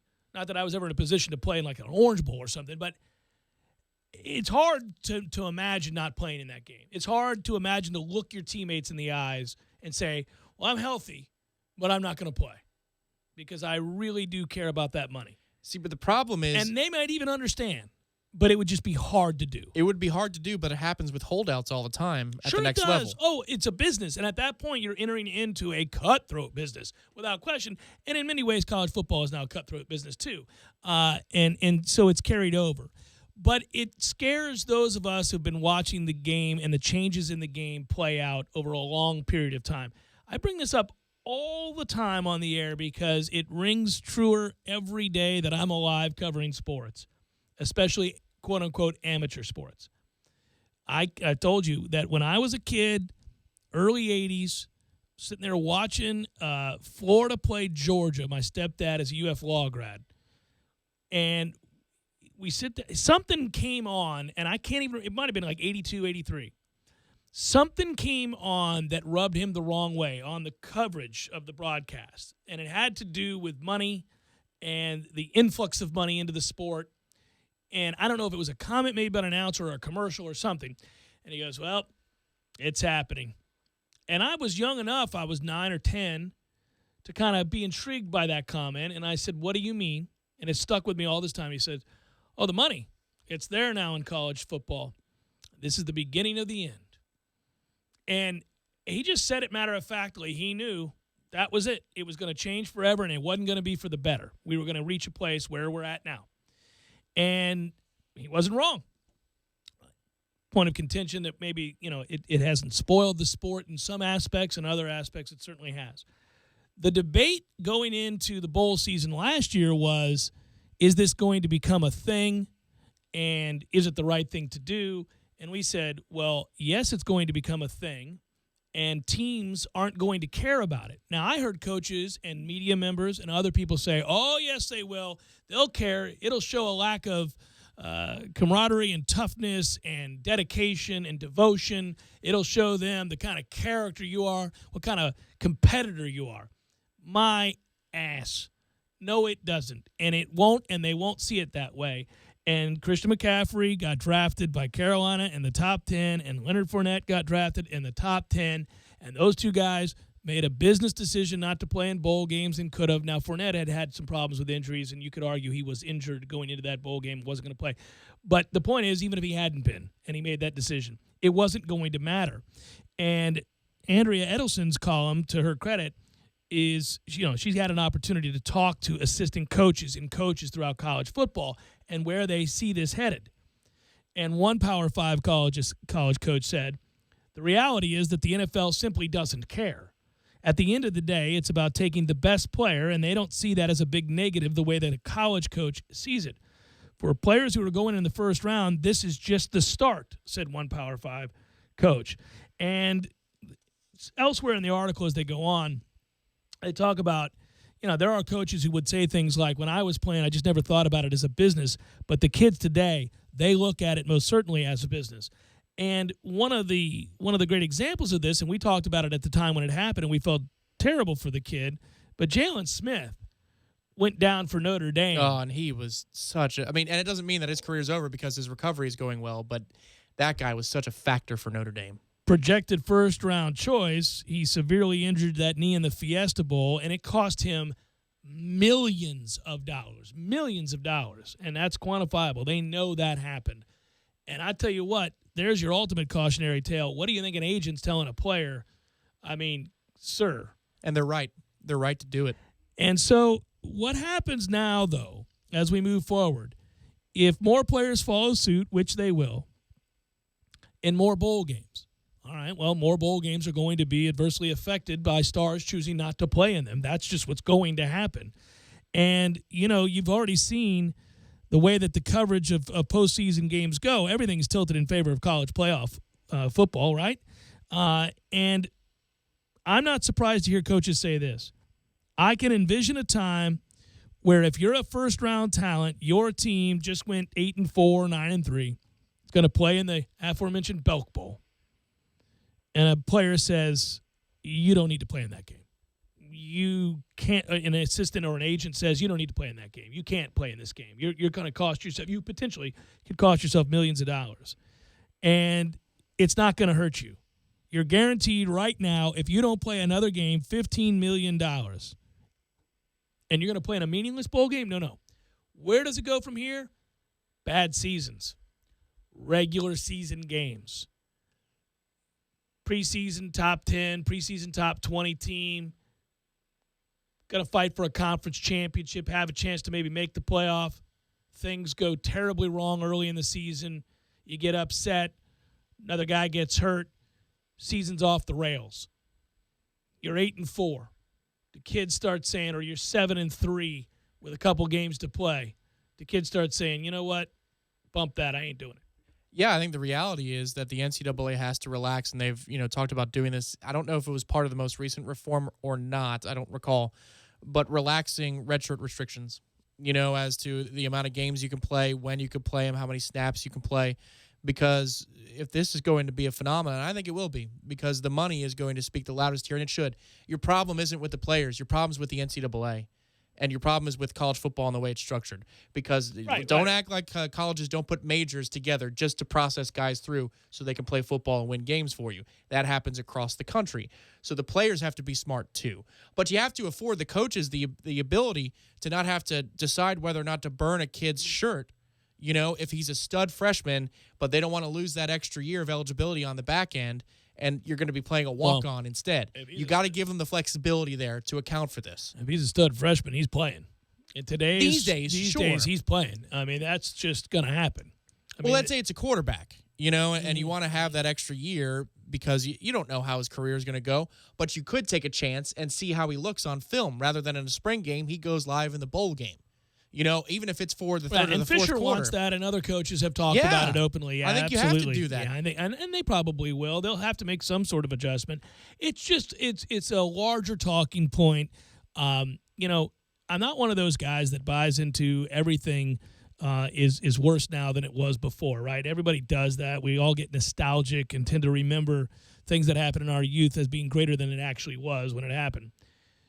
But when you see things like this, it is hard to swallow. It's hard to stomach. It's hard to think to yourself. There was a time when there was no way, no how something like this could happen, and now you think it is just a wise business decision, and it's true, and it's because of a lot of factors, as we're referencing now. But the reality is, a 50-year-old man that grew up watching college football finds this detestable. I get it.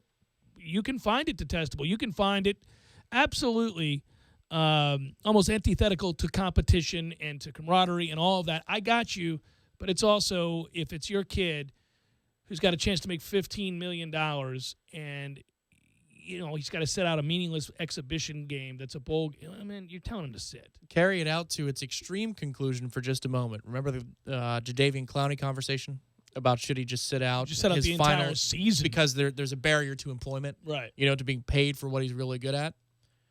What if he sat it out and he showed up at the combine and he put up the numbers he did? And he still would have gone where he did. Yeah, I think that's coming sooner than. And we if think. you remember, at that time, you had former players and current players saying when that was brought up, oh, you could never do that because of the way you'd be perceived by whatever team you were going to join.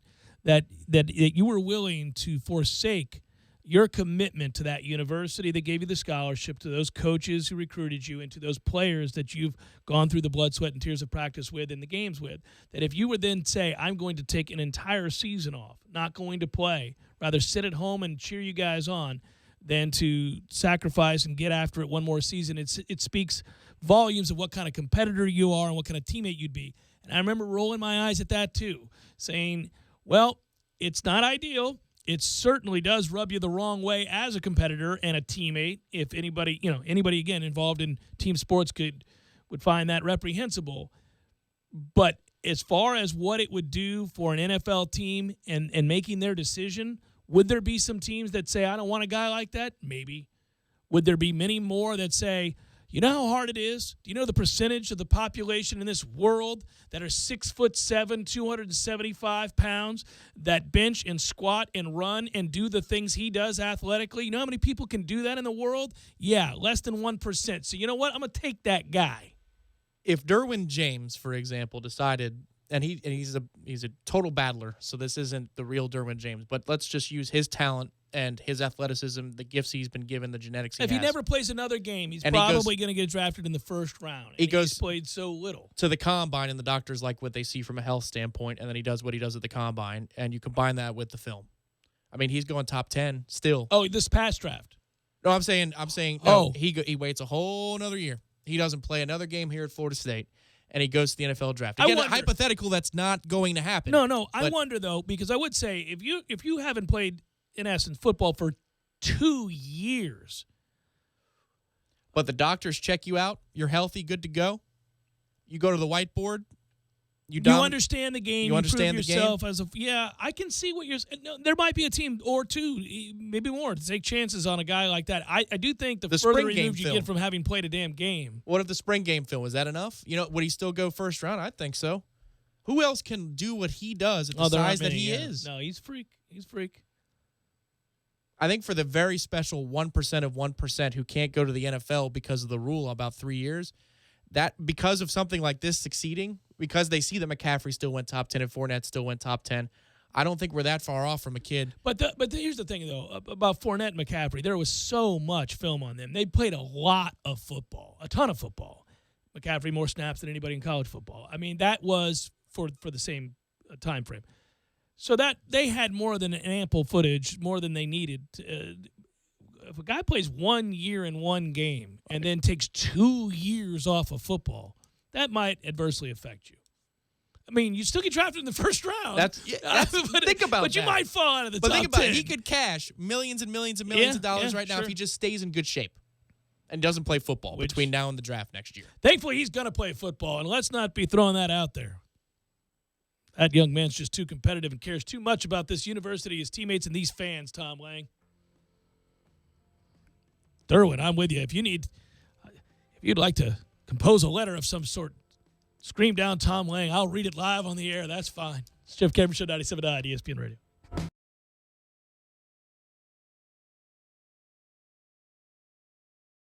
When you're in need of auto repairs, look no further than Nice Tire and Auto Service. Nice has been in business for 16 years with long-term, knowledgeable sales associates. They have the latest wheel balancing machine in the industry. And for passenger vehicles, they service AC, brakes, suspension, tune-ups, and much more. Never sit through a long wait. Nice Tire and Auto has 10 service bays to get you back on the road quickly. If you have tire problems, check out their large inventory with various Goodyear and Michelin tires. Nice Tire and Auto Service, 4792 Bluntstown Highway, 574-4100. You put your mower through a lot. All that back and forth can add up to thousands of miles. That's like mowing cross country. Gravely commercial mowers are built for all-day performance, helping you get the job done mile after mile. Gravely, built to mow the distance. Get your Gravely motor only at TNT Supercenter, your one-stop shop for work or play. 14585 Highway 19 South, Thomasville, Georgia. TNTSupercenter.com. I'm talking tough, like a state of mind. Tough, like a soldier on the front line. Tough when it gets rough, like my Ford truck. Always enough. I'm talking tough. Franklin Spring Creek Ford, the place to find your next truck in southern Georgia. I'm talking tough. Hey y'all, we're Chris and Preston from Low Cash. Head to Franklin Spring Creek Ford and see them about all of your vehicle needs. Pocket on Appalachian Parkway next to Earth Fair is your headquarters for FSU and Major League Baseball. Trivia Tuesdays, Beer Bingo Thursdays, and of course, all the moments you'll never forget. The Corner Pocket Bar and Grill, 2475 Appalachian Parkway. Tallahassee loves the Corner Pocket.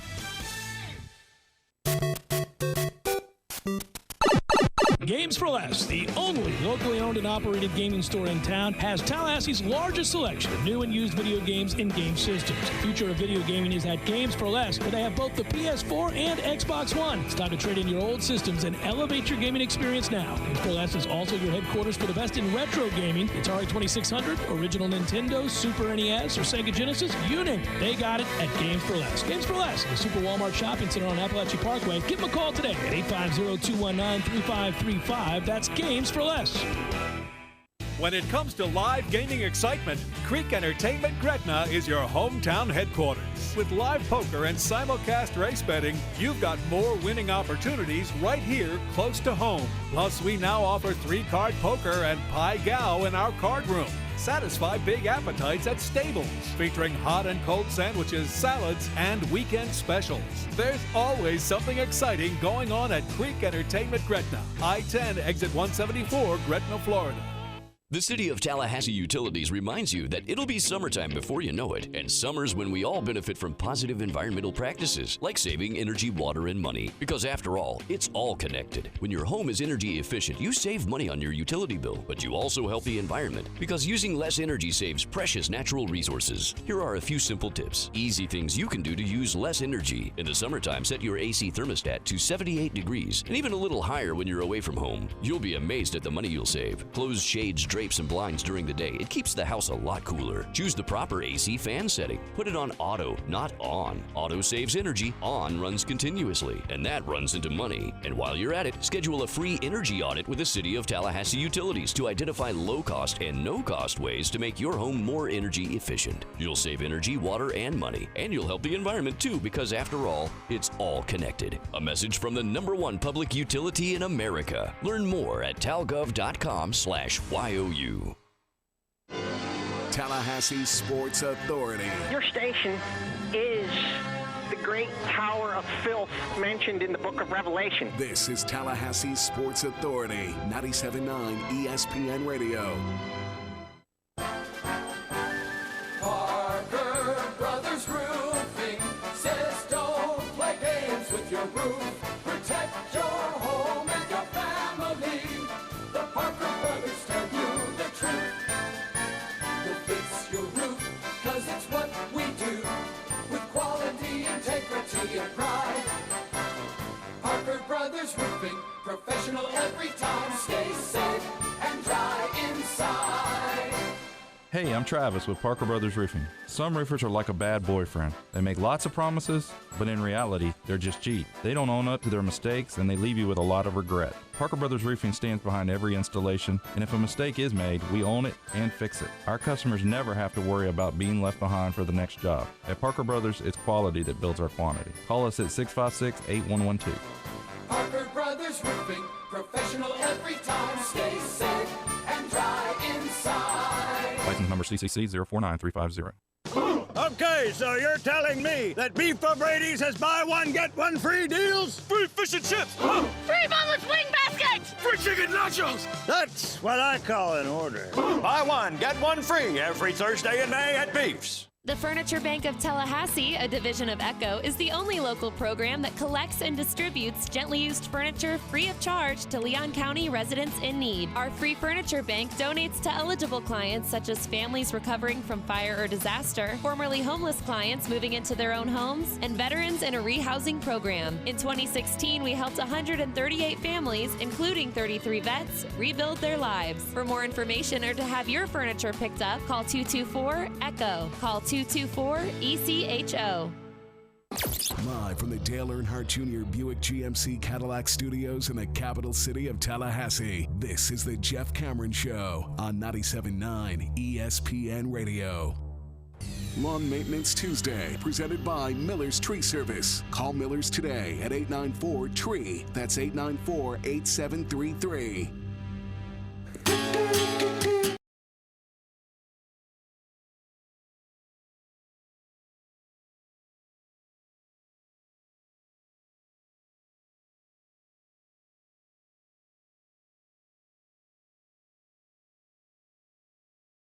Out of a bag.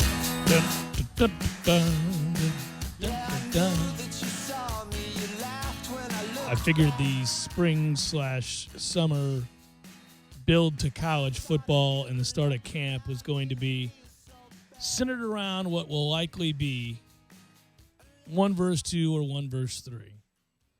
And it started. Have you seen the post-spring rankings that are out now?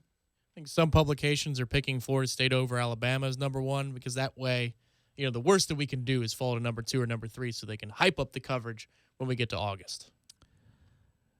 Yeah, it's too easy. It falls right in that category. First of all, Florida State has a lot of good players, so that's helpful. And Alabama, of course, is Alabama. And, for as much as we kind of laugh at what value preseason rankings truly hold, and we understand that in a perfect world, you wouldn't really even have those rankings necessarily until you had evidence of what somebody was. But we don't really want that as college football fans. We like being able to say, even though we know it's nonsensical, we like being able to say, oh, we got number 3 versus number 8 in the opening weekend. That's fantastic. Without anybody ruining it by going, well, how do you know Washington's 8th? What if they suck? Hey, you pipe down, Ted. It's 3 versus 8. Where are we watching? That's how that works. Sure. When I saw Notre Dame, Texas at Memorial. They're like, hey, battle of 2 top 20 teams. Walk out of that stadium thinking, well, good Lord, Texas is back on the map, and Notre Dame ain't too shabby either. But turns out they both suck. They were both very shabby. Sorry as all hell.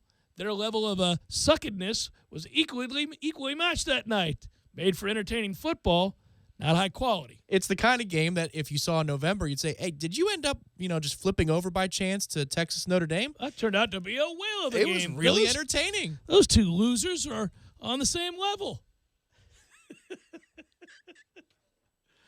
No, it's true. But already that begins. You can find any number of articles that have sort of this Florida State, Alabama 1-2 matchup's going to be epic. Can't wait. Who do you got behind those 2? Just, you knew that's where they were going to go with it, and that's fine. It makes for a lot of fun. It makes for a game that was already one that we were eagerly anticipating. Now it'll be that'll be the national talking point, which sometimes pisses me off because it just ends in, when your team, the one you follow, care about, know intimately, follow closely, is the one being talked about incessantly by the national media, it just reveals what you already know, but you're okay with when it's other people's teams, and that is that the national media is not equipped to really talk intelligently about your team. Typically, right? They make very broad points. They don't get specific about. Now, that's not true of every outlet. It's not true of every person who does this for a living or writes for a living. I understand there are good people out there, and you got to seek them out. You got to find them. But by and large, when they're building momentum and hype for a game, they're not going to do that, and it's always frustrating because you know the details, you know the backup guard, you know who these other guys are. Sure. For example, Rex Ryan was on the call for the spring game, Yes, and he was. he largely got positive reviews from Knowles fans because he was calling a spring game and he was positive about every player. Yes. But then he says Darwin James every time he mentions Derwin, and everybody seems to ignore it because the feedback is positive. And you see, well, Rex really knows these Knowles. Not so sure he does. Now, Well, if there's a play that occurs and he wants to tell you what the thought process is on the play, he's got that down. He's Right. got that down. But do you think he knows the ins and outs of our weaknesses in the secondary or our strengths in the offensive line? Yeah, and here's the thing about that. Or vice versa? Always, I was going to say, man, going with the strengths of our offensive It's line. are you? Bizarro Day. Yeah. I will also say that I figured out pretty early on, too, in this business, I realized that's almost an impossible task. If you're going to have somebody in Bristol, Connecticut, and then you don't give them their assignment to the week of the game or maybe even that Tuesday or something, well, they can know about a team. Certainly, you'd look at the depth chart, you'd make your calls, you try to interview the coach, you do all those things. But to have just sort of a tacit understanding of what they like to do and who those players are and what packages and what, you're going to miss some things. You just are. How do you think it's going to go? And I don't think this is going to happen in college football for a good long while. But if you're that B team or C team broadcast because you're playing a bad opponent or you're not good yourself, and they're going to run that game out of Charlotte. Oh, yeah. And then you have to- really can't wait to see how this is going to sound and It's look. just crazy. That's just crazy to me. Like that you can't send two people. I understand that you got to have a crew, but you could patch the connection back to a command center and send an analyst and a play-by-play guy, because I think this is the one thing that I wish we did have that we don't prior to the game. You get to talk to Jimbo when he looks at the film and he reviews everything. Right. But they get those meetings with the coordinators sit and the down with them, players, yeah. and it's a very private, off-the-record meeting where if Use they it suggest for something, context, yes. Herb Street is an expert at this. He'll suggest something about, well, they'd really like this guy in this set, so we'll be seeing if maybe Which he means gets he split was out to the told slot. directly that that's what they want to do. Those meetings are valuable for insights, and that makes the broadcast so much better. What happens when they don't offer that Absolutely, possibility and you're on a conference call with Jimbo on a Thursday night and he's ready to get off the phone the moment he picks up rather than looking, and engaging eye to eye? Well, and I don't think there's any question that is bad for the game. It's bad for us as fans if that's what this – and this is going back somewhat if you're just tuning in to a conversation we had in the first hour, which you might enjoy and you go back and find when the show concludes, either on the podcast. You can go find it on our website or you can go to iTunes and get it, or on the WTSM app. But we were talking about the future of sports and how you're going to get it and what these recent cuts at ESPN mean. And we were talking about a rather unfortunate set of circumstances that have seen in other sports, lesser tier sports, at least the way they're perceived in this country, in which ESPN, in order to save money, has literally had broadcasters watching the game just like you and I. You're watching it at the house. They're watching it in a studio in Charlotte and not sent to the game on location and watching it and doing play-by-play in color to save money. And we wonder with all these cutbacks and the way that these networks are going to have to run differently if that's not the future for things we do care about. If a guy's watching in Charlotte in the studio, guys bowl, we don't care. Not to have somebody at the game when Florida State plays Clemson at 8 o'clock at night at Death Valley, that's a problem. We're not close to that point yet. No, but if but you're the playing, second-tier games, if it's FSU Wake Forest, and it's down in Tallahassee, the are they going to get on conference a game, plane? they would do Charleston Southern or something like that. Well, yeah, I could see. Well, even still, I mean, again, this sounds hoity-toity from media, but consider that when McShay was down here with Sean McDonough, and I forget who was in the booth with McDonough, they had them fly through Atlanta and drive to and that was fro hilarious. Tallahassee. Yeah, and they were bitching about it. They were. Yeah. But, I don't blame them. Yes. I would have been too. Like, what are we doing What's here? the point? You're going to put me in a rental in Atlanta. You may as well just have me back in Bristol. Why even spend the $400 per seat? That's an awful long drive from Bristol. No, I'm just saying, why yeah. not have me in Bristol call the game at that point? Yeah, it's a toughie. The extra $300 per flight really killing you, ESPN? Apparently. And that's scary. Well, and that's how good people like Jason Stark, who've been doing real good work for a very long time, and Andy Katz, college basketball, get let go. Who's the number one guy that they cut that you said, damn it, man? That I thought it was scary what it represented. Sure, or that you just hate to lose the content from Stark, ESPN. probably. I thought he did a really good job.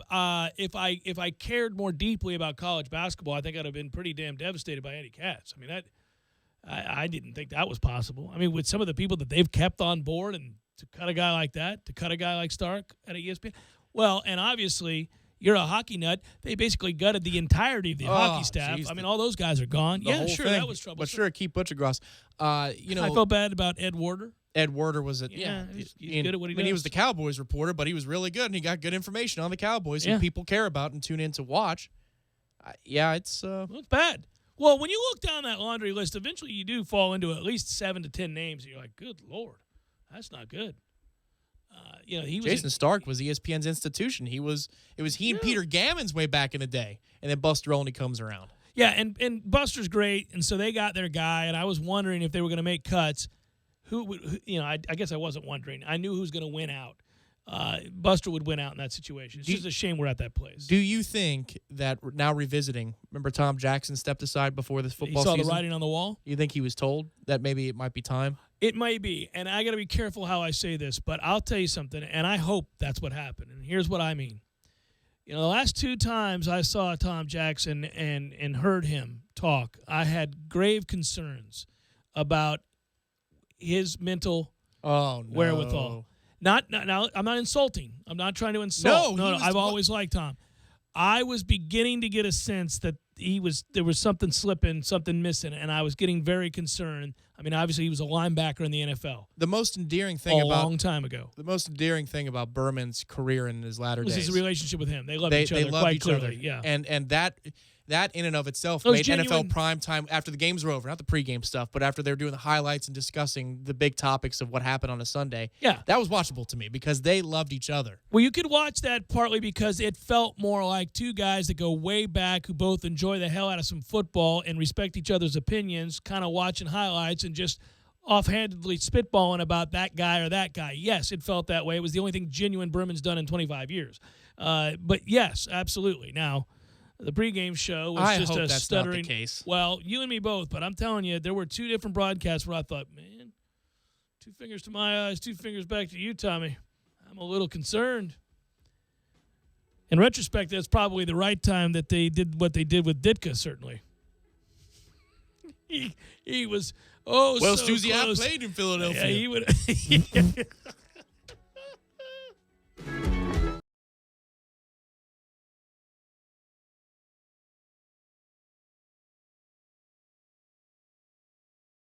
When you're in need of auto repairs, look no further than Nice Tire and Auto Service. Nice has been in business for 16 years with long-term, knowledgeable sales associates. They have the latest wheel balancing machine in the industry. And for passenger vehicles, they service AC, brakes, suspension, tune-ups, and much more. Never sit through a long wait. Nice Tire and Auto has 10 service bays to get you back on the road quickly. If you have tire problems, check out their large inventory with various Goodyear and Michelin tires. Nice Tire and Auto Service, 4792 Bluntstown Highway, 574-4100.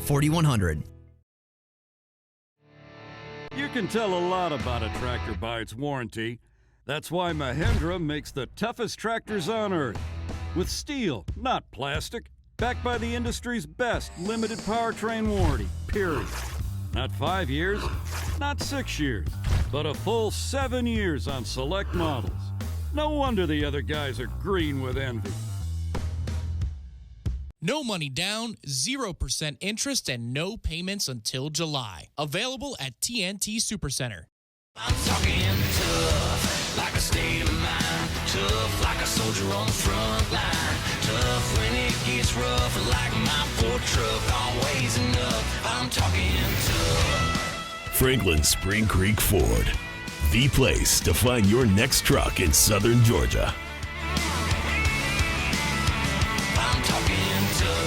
Hey y'all, we're Chris and Preston from Low Cash. Head to Franklin Spring Creek Ford and see them about all of your vehicle needs. Get one free deals. Free fish and chips. Free boneless wing baskets! Free chicken nachos. That's what I call an order. Buy one, get one free every Thursday in May at Beef's. Check out your many DeWalt FlexVolt options at Cornerstone Tool and Fastener, your FlexVolt headquarters. Buy any of the following T1 DeWalt FlexVolt kits for $2.99, 60-volt max grinder kit or 60-volt max brushless reciprocating saw kit, and add one 60-volt DeWalt battery pack for less than half price. See store for details. FlexVolt, power of corded, freedom of cordless. Cornerstone Tool and Fastener, 1110 Stuckey Ave and 3269 Crawfordville Highway. Tallahassee location open on Saturdays, 8 a.m. to noon. Out on the golf course, there are the obvious hazards. There's the pond, the bunker, the rough, the even rougher. Yeah, put me down for an 8. The giant maples, the row of houses out of bounds on the right, the angry flock of geese who've surrounded your ball, even the occasional groundskeeper you had no clue was there. But if you think you found every possible hazard out there, think again. The hazard you missed could actually be a killer. It's the spot on your skin, the one that could be skin cancer.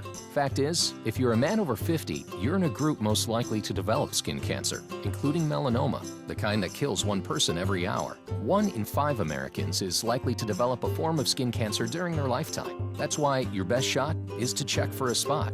It's easy. Follow through and check your skin. It could be the save of a lifetime. Go to spotskincancer.org to find out how. A message from the American Academy of Dermatology.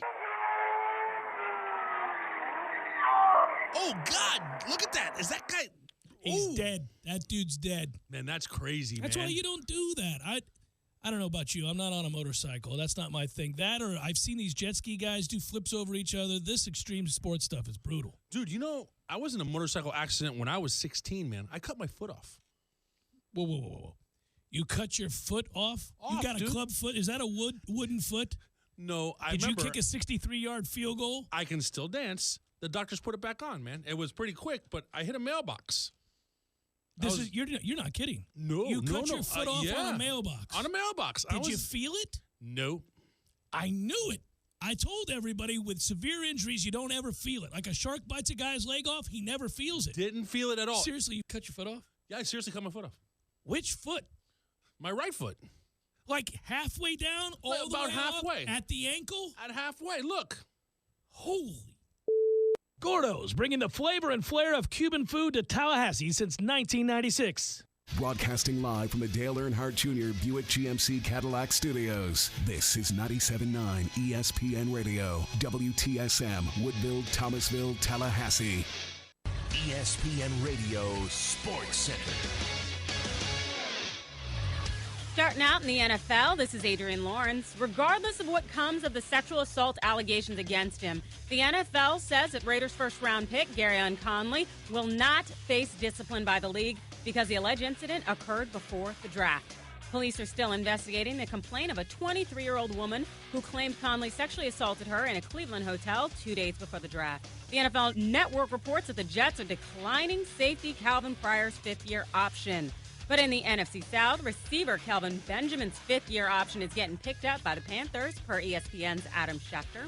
And the Wizards are looking to even up the series tonight in Game 2 against the Celtics, and it'll be on ESPN Radio with coverage starting at 7 Eastern. Trades are scary. When a player leaves your team, you can't like them anymore. You can't even wear their jersey. Except here, we won't judge, but others might.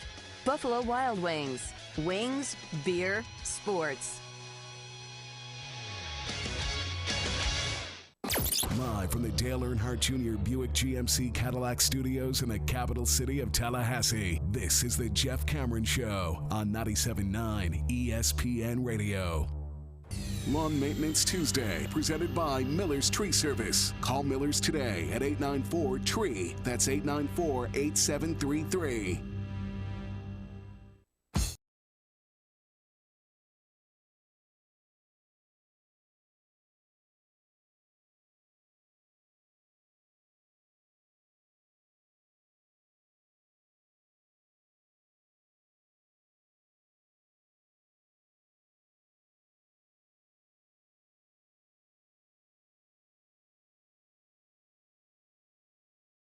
The Jeff Cameron Show, at least for today. Thanks for tuning to it. I'm Jeff. That's Tom. We're online, ESPNTallahassee.com. That's where you go to listen live via the streaming free always. Don't miss anything, but if you do, remember this. Not that. We'll post all 3 hours both on iTunes and in our own audio vault. That's a good thing. It'll be brought to you with limited commercial interruption. Thanks to our great podcast sponsor, Carlton Dean, carltondean.com. Learn more about income-producing properties at carltondean.com. You can email the show if you like. It's jcs@979espnradio.com. You can find me on Twitter at jcameronshow. WTSM app works for both Android and iPhone, so you're good to go. Apple, there you're good. Any way you want to listen. And on YouTube, it's ESPN Tallahassee. Type that in, you'll be able to watch. I think that would be an absurd joke that Clark would appreciate. That one? Now, if you forget your homework, remember this. I think he would start laughing. Yeah. I liked it. I made myself laugh. Just like I was laughing during the break that ESPN, after firing Ed Werder, asked him to stay on to cover the Saints draft.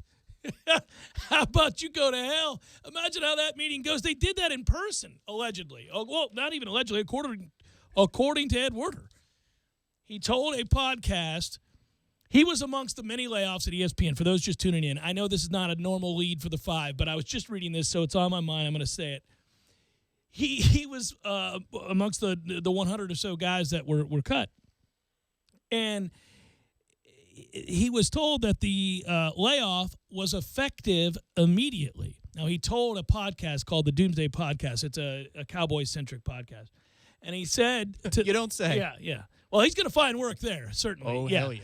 All right, so he said he hadn't been overly concerned about being laid off. He knew it was a possibility.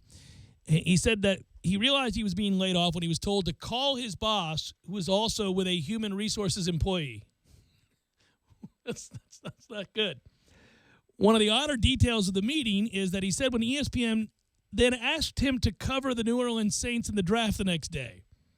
When they finished telling me I was laid off, they said this was effective immediately. The next thing they told me to do as a former employee of ESPN was to stay and cover the Saints draft, which seemed like an odd way to me to begin my unemployment. It was my option.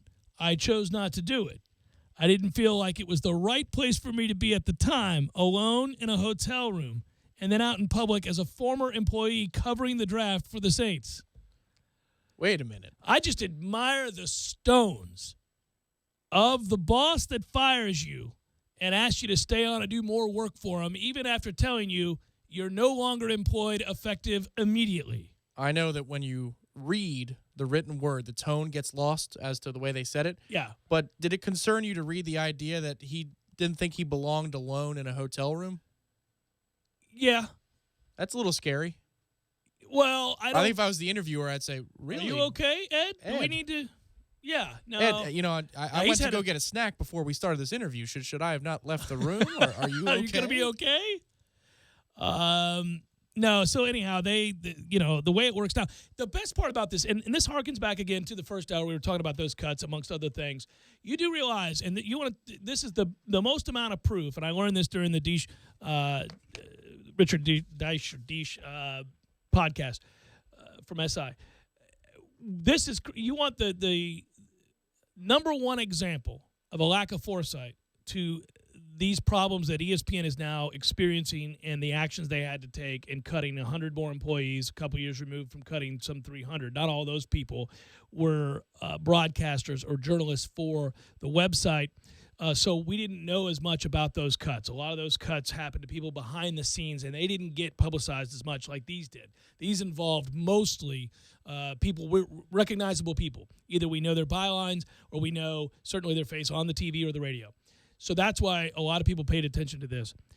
But ESPN, and this would be a wonderful thing, ESPN paid, is paying currently a lot of these people not to work. And in some cases, these are people that they paid handsomely just a year ago to sign extensions. So there are people, not a lot, but some, that are part of the layoffs for ESPN that are under 3- and 4-year deals that pay them exceptionally well. And as long as they don't get another job, ESPN has to pay the remainder of their contracts. Now, if you get another job, they can cease to pay you, void your contract, it's all over with. So some of these people will choose, of course, if they get the right offer, say Fox or somebody else comes along and pays something, along those same lines that they're currently making from ESPN, or affords them the opportunity to work for the foreseeable future by ripping up that deal and giving them a long-term guaranteed deal or something. They'll do that, and in a few cases, maybe even pay them more. But, I mean, good Lord, that's not a bad gig. I got a 3-year deal guaranteed. You got to pay me for the next 3 years. I'm a father of young kids. Okay. Now, you still suffer through the indignities and all that stuff that comes with not having a job and the frustration and all those different things that people feel like, animosity towards the network and all those things. But that said, it shows they weren't prepared for the cuts they had to make. Because in many cases, almost like the Bears bidding against themselves in the draft, where you're like, well, why'd you do that? Nobody else was coming after so-and-so. I mean, Stark wasn't going anywhere. These guys that they signed these lengthy deals, it's because they thought they were going to be able to continue to compete and lead the way in the industry. And the stark reality is they're losing money to Disney, and Disney said, no, we got to get rid of some guys. What's crazy, though, from a business sense is that's you're still like, paying them. They're still on the payroll. You're still paying them, and the thought has to be that most of these They'll cuts take are other jobs. People young enough that they can't live off that and just retire for the rest of their time. Well, they're gonna they go have get to go other find jobs, yeah. a spot in front of the camera or the microphone or whatever it But is. to be sure, there might be a few of those guys. Okay, you know what? I put my money away. I'm good. Bristol's kind of cheap to I'm live rich. in. So, I'm all right, yeah. Yeah. But that would be like, let's say you owned a radio station, right? And you said that, okay, well, what we need to do is dial back the telephone bill, because the telephone bill, and we have 6 lines for people to call in, and there's a hotline and there's business lines, but we need to get rid of one phone line. And that costs us what a month? That's $10 a month. Okay, let's get rid of the $10 a month, and then that way we're in that much better of a position, because we need to make cuts here. What I'm getting at is, I get it, how expensive are the contracts with the NFL, the NBA, the SEC, the Big Ten? Okay, so you can't cut those deals. You can't opt out of those deals. They can't, no. What difference does it make to cut 100 people where the cost of that is minuscule well, now compared you actually to get into the something network deals? That is correct. So the rights fees that they're Makes paying no is sense. the rights fees are what are killing them. Yes, it's not the cost of what it would have taken to keep Colin Cowherd or anybody else, although I was hearing that was upwards of over $4 million. You got to be kidding me. Anyhow, that said, okay, so you're right. Those rights fees are what are killing them. They overpaid for the NBA. They overpaid for the NFL. They were willing to absorb the NFL because that's what makes you unique. You've got the NFL. You are ESPN. You're a giant. You stay that way because you have that. You can absorb that loss if you can make it up elsewhere. They couldn't make it up elsewhere. They now know that. They're having to cut people. But here's the nefarious part. Here's the part what's going to get really interesting. Watch what happens if there's not more cuts over the summer, which I think there will be, but then moving forward within the next year. Okay, if they now bring in, the latest report today is that they're going to bring in Wojnarowski from the Vertical, right? Adrian Wojnarowski, Wojnarowski, ESPN for years with his insider reports coverage from Yahoo. Yeah, his NBA coverage is second to none. He's the guy. They're going to bring him in, even after they've made the cuts that they've made to their NBA team. So they're doing that. In a lot of ways, what they did was they signed people to extensions. They had this staff that are kind of homegrown in some cases. They built guys up, taught them the ways, what they wanted. They became the reporters that they needed, right? And they got rid of some of those guys, and they're going to bring in this guy who's been independent, flipping them in the middle bird for as long as can possibly be. I believe sources tell me that Chris Broussard's number one source was Adrian Wojnarowski's Twitter feed. Yeah, well, that's probably true, right?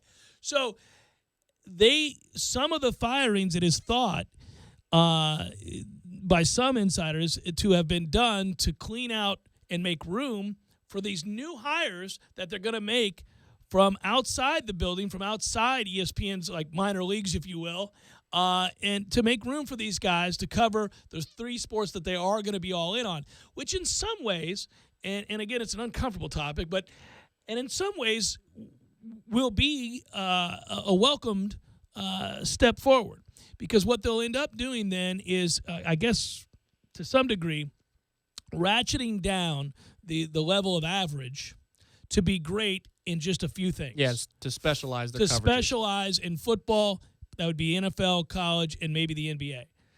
Everything else will suffer, and everything else already has. Okay, that's fine. Dole it out. It's just, don't tell me that this is something that's going to help you with the bottom line as a network, because you're spending hundreds of millions, if not billions of dollars, and it is billions, for all of these rights contracts put together over the life of their contracts. And then you're going to cut 100 people who might save you, what, a couple million a year? I mean, it's less than 1% of your operating budget over a long period of time. Yeah. It just, it's about what you're talking about. It's about going and hiring the new employee and using that money elsewhere. It's not about we don't have enough money. It's about let's allocate the money we're using in a different way. In a different way, to gain an edge in an area where we're going to remain invested, because we're no longer going to be invested in baseball and in hockey and every other sport. But you're going to ask the people that you bring in to do the jobs of 3 people. I mean, Oh, that's without classic. question. Well, it's a classic case what of we saw corporate when downsizing. I worked at Clear Channel. That's exactly what they did. They made everybody take on more than one job. Then it was a third job. Then it was a fourth job. And if you began to complain about that, you got fired or told either do it or you will be fired. And in many cases, it wasn't enough. Some people did get fired.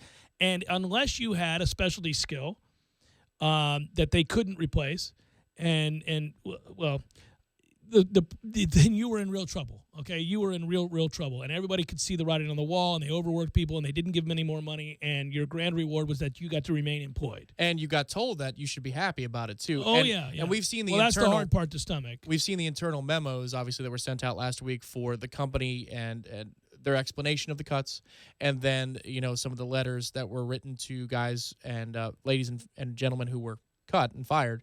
But I can bet you a pretty good amount of money that they had the conversation either over a conference call or there was a second memo sent to those that were retained.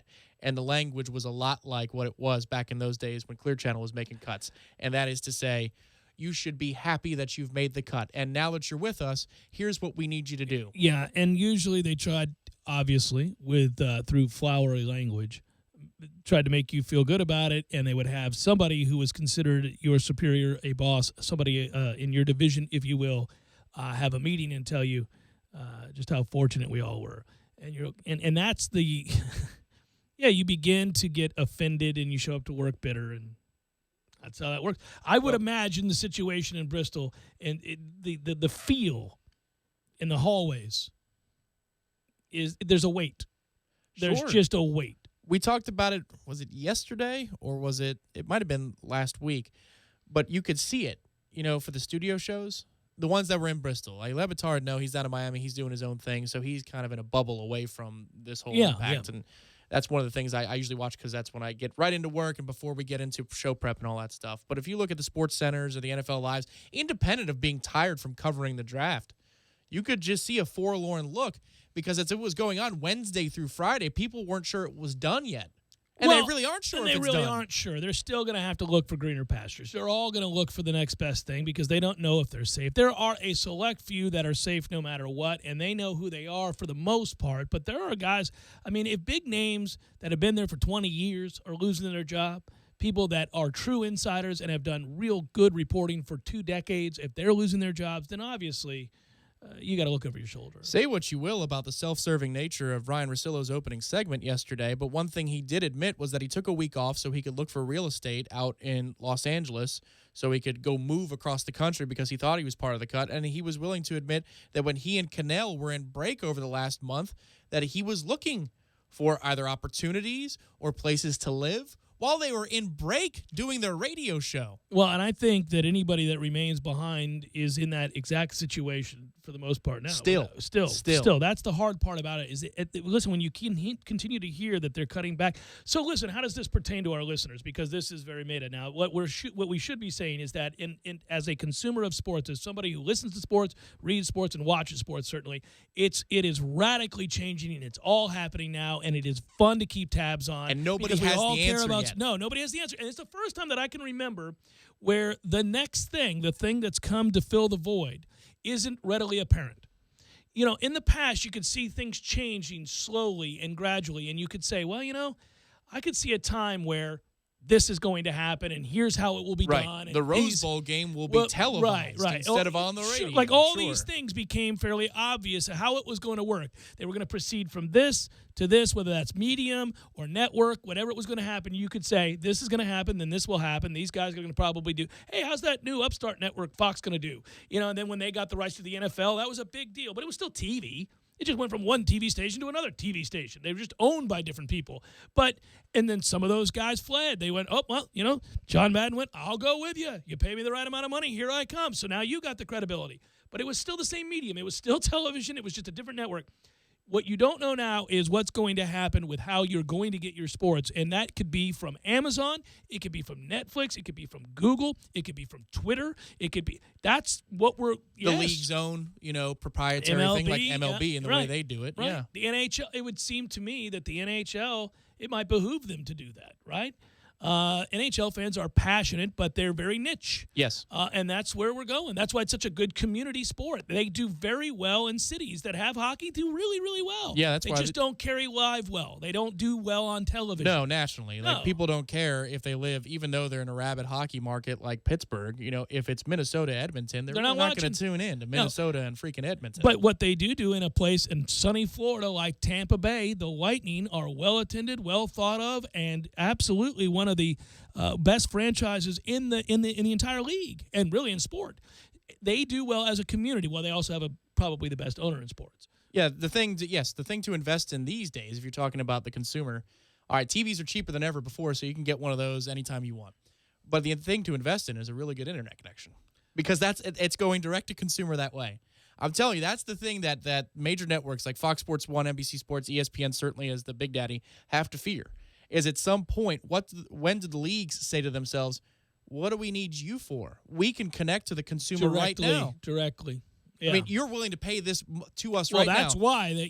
But the moment that ESPN or Fox and NBC say we can't afford these prices. That all went bust. Now, we now know that the rights fees were too much. Sure. I mean, when a giant like ESPN couldn't sustain it, it's trailing behind. How is anybody else going to? It's trailing behind. It's probably a contract or two away from networks saying you have to lower the price because they keep on going. The prices keep on going up. There's no way that can continue to happen. It won't happen this next time, and that's not very far down the line. I mean, when ESPN is in the process of cutting valuable employees, well thought of employees, and they're doing major damage to their brand and the way they're thought of and perceived. You know, ESPN was always considered to be the sports leader. Well, you don't think that anymore about certain sports. Like if you're talking about who covers baseball better, well, you probably go to lots of different outlets. You can go any number of places to see groups that invest more, have better writers, better inside guys, that because ESPN has decided we're cutting those people. We don't care. Sure, and the older people in the demo, they'll know this. You know, you talk about how you used to watch the NBA on CBS, right? And to me, that's a foreign concept because I grew up with the NBA on NBC and the theme music and all that stuff. Well, I'm going to say that I used to watch Baseball Tonight every day in the summer, and they'd have the noon show, and then they'd have the 10 p.m. show, and I couldn't get enough because ESPN was the home of baseball. But to a kid, you know, who's growing up right now, and if I talk to him in 5 years, he'll say, MLB Network, what are you talking about? Well, and really scarier than that, and to your larger point is this, it may not even be that. It may be I get highlights anywhere I damn well want, when I want, how I want, from anybody I want. I'm not beholden to any one network at all because I... Sports Center? Well, what the hell is that? Listen, highlight-driven shows, they're dead. Yeah, it's called Twitter. You don't need to be tuned in to any specific network to see a highlight from a play in a game that took place last night, last week, last year. You can go a number of places within seconds. Go to Google, type in said play. You'll see 15 different angles from 15 different places and 15 different sources. You don't need ESPN to do that. But that was their model forever and a day, and it was a good one. And they drove you to SportsCenter. They drove you to the 6 o'clock and the 11 o'clock SportsCenter, and their programming all day long was built around pumping up SportsCenter. Hey, we're going to talk about this made-up issue, and we'll do it all day across all the platforms, and then tonight you'll have to see what the hell we're talking about when you tune into SportsCenter. They can't do that anymore. You don't have to do that. It's obsolete. Jeff Cameron, 97.9 ESPN Radio.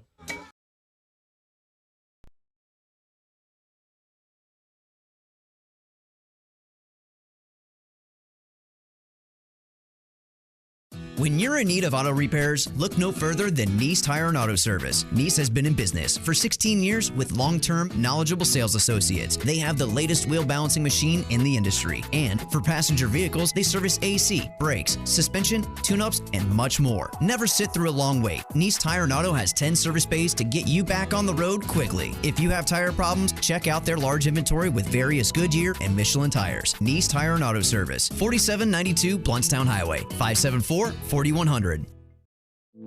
You put your mower through a lot. All that back and forth can add up to thousands of miles. That's like mowing cross country. Gravely commercial mowers are built for all-day performance, helping you get the job done mile after mile. Gravely, built to mow the distance.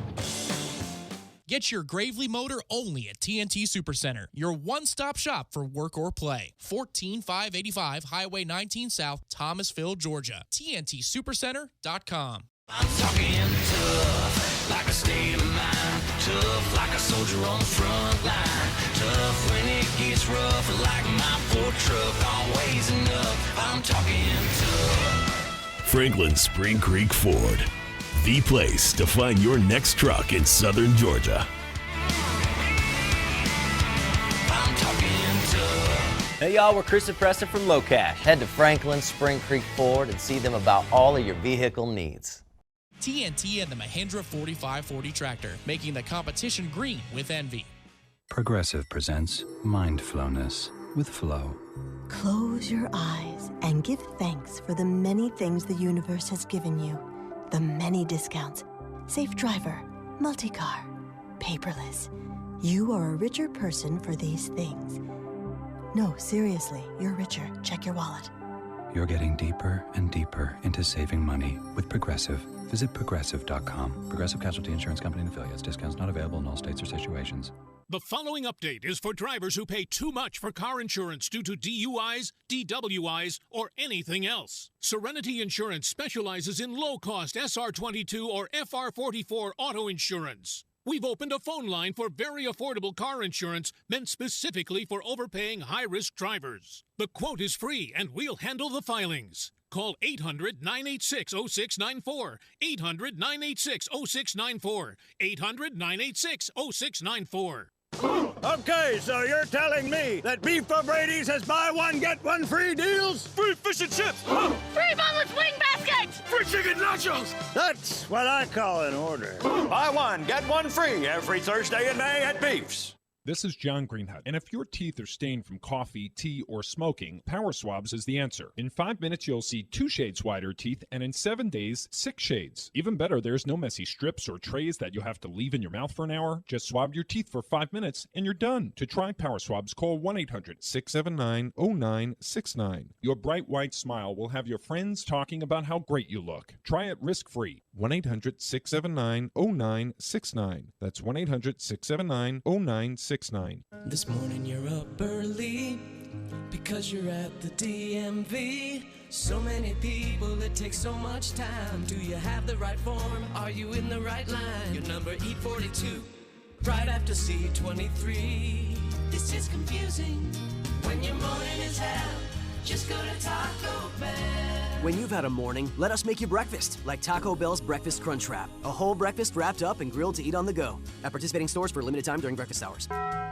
Get your weekend started right here on 97.9 ESPN Radio. Saturdays at 6 a.m. with Fishing Florida Radio. Listen to the three amigos, Boudreaux, Steve Chapman, and Captain Mike Ortega as they catch you up to speed on what's new and biting in the North Florida region. Big-time guests, celebrities, interviews, and 3 hours of the fishing info you need. Fishing Florida Radio is brought to you by Sea Quarters Marina off Highway 98 in Carabel. Sea Quarters Marina, your full-service marina, and presented by Hobbit American Grill, locally owned and operated since 1978.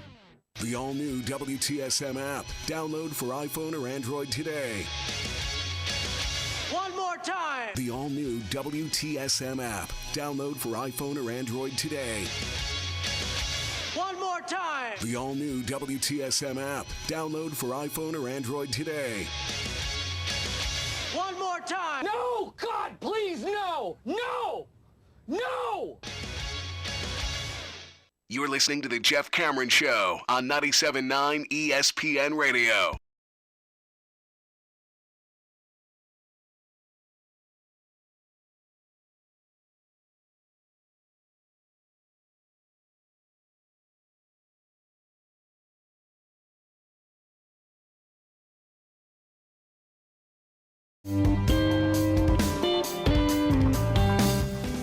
At Jay Cameron Show, Twitter, didn't FS1 do this with some college football games last year? It was noticeable. That was per our conversation. Hey, mutual friend, dear friend, former colleague, Brian Willard noted that it's called OTR, Off-Tube Room, common in sports radio and television internationally.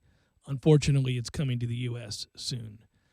Yeah, money-saving techniques for the networks by which they don't actually send their announcers to games, but rather to an off room in which they sit down and watch it on TV just as you do in your living room, and then provide no insight about the atmosphere because they can't, or they fake it and you catch them, because I've done that too. Sure. Well, especially if they get a little clumsy with the establishing shot where they show the booth and you can tell it's a green screen. Yeah. That happens a lot in soccer. You see where, they'll have they the save broadcast a ton of money team. in their soccer broadcasts in this country. Sometimes you can see the shadow. It makes no sense. Yeah. But yeah, it's very common with international sports, and some of them it makes sense. Like, if it's Formula One, do you really need to be at the track for a Formula One race? I would gather if you're a racing fan that would maybe matter to you, but no to me. Cars going in circles don't do anything for me. Well, that's NASCAR, but anyhow. Exactly, but I'm talking about Formula One. If it's one of those street courses, it's an irregular 2-3 mile course, you're probably just cutting to the camera shots anyway because you can't – there's no vantage point. You can't go to the top of a skyscraper and watch this thing develop. But for college football, when all you're pumping, every promo is about what with college football especially? It's about the atmosphere. They cut to shots of the fans and what fans do, like the chop or the chomp or whatever, as much as they do anything else. Yeah. It's not about the players as much as it is about the experience and the atmosphere. Just looking at that Nick Saban contract, and I noted that there are several articles today debating whether or not he'll be there for the end of it, which would make him 73 years old. And I would suggest, I hope not. Not because I want him gone as a thorn in our side for the rest of college football and the dominance of Alabama being what it is, or at least the consistency of Alabama being somewhere near the top at all times is what it is, in large part because of Nick Saban. But because if I've got his money, man, and all of those rangs, I'm walking. What are we doing here? I do not need to work 20-hour days into my 70s. Get you one more. Pass the bear. Peace out. You think he thinks like that, though? I mean, I think he's completely unique, and this is a short segment, so let's talk on that. No, I think those guys aren't driven by money. Money certainly matters to everybody. It's foolish to think otherwise. To some degree, obviously we're all securing futures, ours and our kids and their kids and everything else that we can. But no, if it were money alone, he's got more than he can know what to do with. And it's not titles. It's not only titles. There's something else, because if it were just titles. Well, titles are a result, You need the result, process. Tom, the result we're going for is the title. The process on the way is important, and it's what leads to the result. But the result matters greatly. Those championships are why we're paying you millions of dollars. Not because you teach process, but because that process results in a championship. Well, see, you point to the sky, and I may point to the ground, sir, because I'd say that the results come along the way with the process. It's the process that brings the results. At the end of the day, you get more contract money because the result is a championship and not an 8-4 season. And you can covet the process that led you to 8-4. I covet the championship. And if you didn't provide that, you could take your process on down the road to South Carolina or some other sorry-ass program that is middling. We need championships. Perhaps that's true, but my process just happens to be the best process there is. That's right, and we can come to an agreement on that. Keep on winning championships, and we shall reward process and results. Thank you for my $4 million signing incentive. I just like that they have assistants getting millions. Like multiple assistants making $1 million. Woo! And water slides and fountains. Chocolate fountains, maybe. Those are delicious. Welcome to the Golden Corral Gluttonous Assistants indeed. Faculty Cafeteria. I do love going to the Golden Corral. I so rarely do, but when I do, I love it. It's a bit like bowling. When you go bowling, you go, man, I like bowling. There's a dirty feel to this bowling, but I like it. Why don't I do this more often? All right, when I go to the Golden Corral, which is about once every 2 years, I'm not knocking it. I'm just saying that's usually how it happens. Once every couple of years, and usually it's kind of just me wanting to giggle, I'll go. You go to people watch as much as you do to consume. Oh, and judge. Absolutely I do. I'm the world's worst.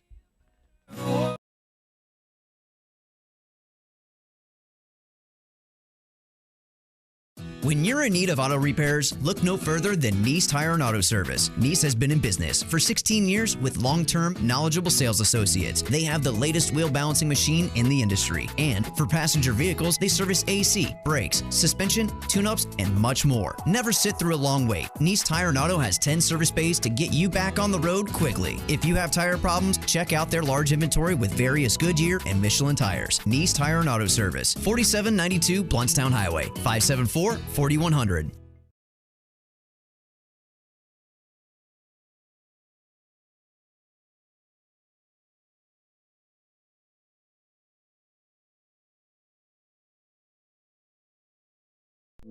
You put your mower through a lot.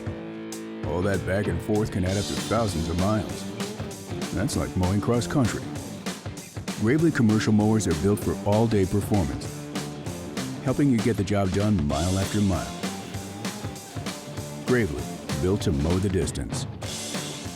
Get your Gravely motor only at TNT Supercenter, your one-stop shop for work or play. 14585 Highway 19 South, Thomasville, Georgia. TNTSupercenter.com. I'm talking tough, like a state of mind. Tough, like a soldier on the front line. Tough when it gets rough, like my Ford truck. Always enough. I'm talking tough. Franklin Spring Creek Ford, the place to find your next truck in southern Georgia. I'm talking tough. Hey y'all, we're Chris and Preston from Low Cash. Head to Franklin Spring Creek Ford and see them about all of your vehicle needs. Gas or oil, same battery, 36-volt power. Also ask about your increased warranty on Makita Concrete Tools. Cornerstone Tool and Fastener, 2 locations, 1110 Stuckey Ave in Tallahassee or at 3269 Crawfordville Highway. Call them at 580-1200 in Tallahassee or 926-1144 in Crawfordville. Online at ctf.nu. Parker Brothers Roofing says don't play games with your roof. Protect your home and your family. The Parker Brothers tell you the truth. We'll fix your roof, cause it's what we do. With quality, integrity, and pride. Parker Brothers Roofing, professional every time. Stay safe and dry inside. Customers constantly tell us that they're getting several estimates to compare apples to apples. You ever bite into an apple and find out the inside is rotten? Cheap roofing quotes are just like that rotten apple. Quote looks shiny and delicious because it's the cheapest, right? But you wind up with that rotten apple that leaks or starts to fail immediately. All roofing quotes are not equal. Cheap estimates equal cheap materials, subpar labor, or both. For quality that lasts, call us at 656-8112. Parker Brothers Roofing, professional every time. Stay safe and dry inside. License number CCC 049350. Might I suggest the chicken taco salad from Bandito's Burritos, my friend? Hey, Bugsy, you hear the news about Vinny? Yeah, it's a real shame he owed money to the IRS and they finally caught up with him. Just like Al Capone. If the IRS can get the Capone, imagine what they can do to little old Vinny, huh? Poor cat, he was on top of the world, and bada boom, bada bing. What Vinny needs now is an offer he can't refuse. Hey, you got a tax problem? Does the IRS claim you owe them a bunch of dough? They can get you too. So call the tax relief line now and learn if you qualify to negotiate your $10,000 plus IRS tax debt for up to a 75% savings. Don't be like Al or Vinny and get busted. Make this free call now. Learn how you may be able to pay the IRS less. Call now. 888-789-5042. 888-789-5042, 888-789-5042, 888-789-5042. Dude, are we on TV? Yeah, they got the cameras in here now. They tell me it's not going to affect the way we do the broadcast. I haven't noticed it so far. Tom and I just talk and everything's all right. But is it going to make me Gain 10 pounds? They say you gain 10 pounds on TV. No, that's the food. Gordo's, bringing the flavor and flair of Cuban food to Tallahassee since 1996. This Day in Sports brought to you by Superlube. Superlube, 19 Tallahassee area locations. Quick, convenient, no appointment necessary. This day in sports history. May 1st, 1991. Two huge baseball events happened on this same day. Ricky Henderson started the day by breaking the Major League career stolen base record when he swiped his 939th against the Yankees. Later that night, Nolan Ryan, at 44 years old, made history by throwing his record 7th career no-hitter against the Blue Jays. ESPN Radio Sports Center. Starting out in the NFL, this is Adrian Lawrence. Regardless of what comes of the sexual assault allegations against him, the NFL says that Raiders first-round pick Gareon Conley will not face discipline by the league because the alleged incident occurred before the draft. Police are still investigating the complaint of a 23-year-old woman who claimed Conley sexually assaulted her in a Cleveland hotel 2 days before the draft. The NFL Network reports that the Jets are declining safety Calvin Pryor's fifth-year option. But in the NFC South, receiver Kelvin Benjamin's fifth-year option is getting picked up by the Panthers, per ESPN's Adam Schefter. And the Wizards are looking to even up the series tonight in Game 2 against the Celtics, and it'll be on ESPN Radio with coverage starting at 7 Eastern. Trades are scary. When a player leaves your team, you can't like them anymore. You can't even wear their jersey. Except here, we won't judge, but others might. Buffalo Wild Wings. Wings, beer, sports. Live from the Dale Earnhardt Jr. Buick GMC Cadillac Studios in the capital city of Tallahassee, this is the Jeff Cameron Show on 97.9 ESPN Radio. Lawn Maintenance Tuesday, presented by Miller's Tree Service. Call Miller's today at 894-TREE. That's 894-8733.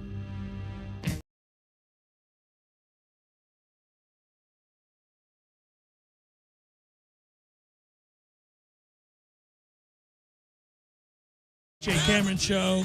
Half of the shows I shoot for ESPN are called Remy's, as in remote. No director, no graphics, no talent on site.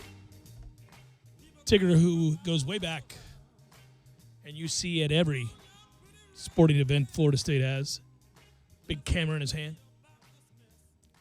Years ago, I think, won the long drive contest somewhere for his age group. He's like 82 years old. That is the terminology of the Remy game. Yeah. Yeah, we've heard that within the Yes, we walls of this office a couple of times. Yeah. Well, get used to it, I guess. That's part of the larger discussion today. Hey, I think you probably saw this. I don't know, maybe not. Just thought it was really cool. And imagine if you could do something this long that you loved. But I tweeted out a story. You can find it on ESPN.com. It's several different places. But the Pirates, not because they're my team, but they honored a 99-year-old usher in Pittsburgh. His name is Phil Coyne. And they did so during a pregame ceremony with a number 99 jersey in celebration of his birthday. He's worked for the Pirates as an usher for 81 years. He saw Babe Ruth's final 3 home runs as an usher. He was there. That's true. That's a thing. That old man saw Babe Ruth's last home runs while ushering. He started when he was 18 years old at the old Forbes Field. He also, in 60, saw Mazeroski's walk-off Game 7 home run against the Yankees to win 10-9. That was in 1960. So, my God. I mean, think about 67 years ago, my man is there, and he had been doing it for some time, more than a decade at that point.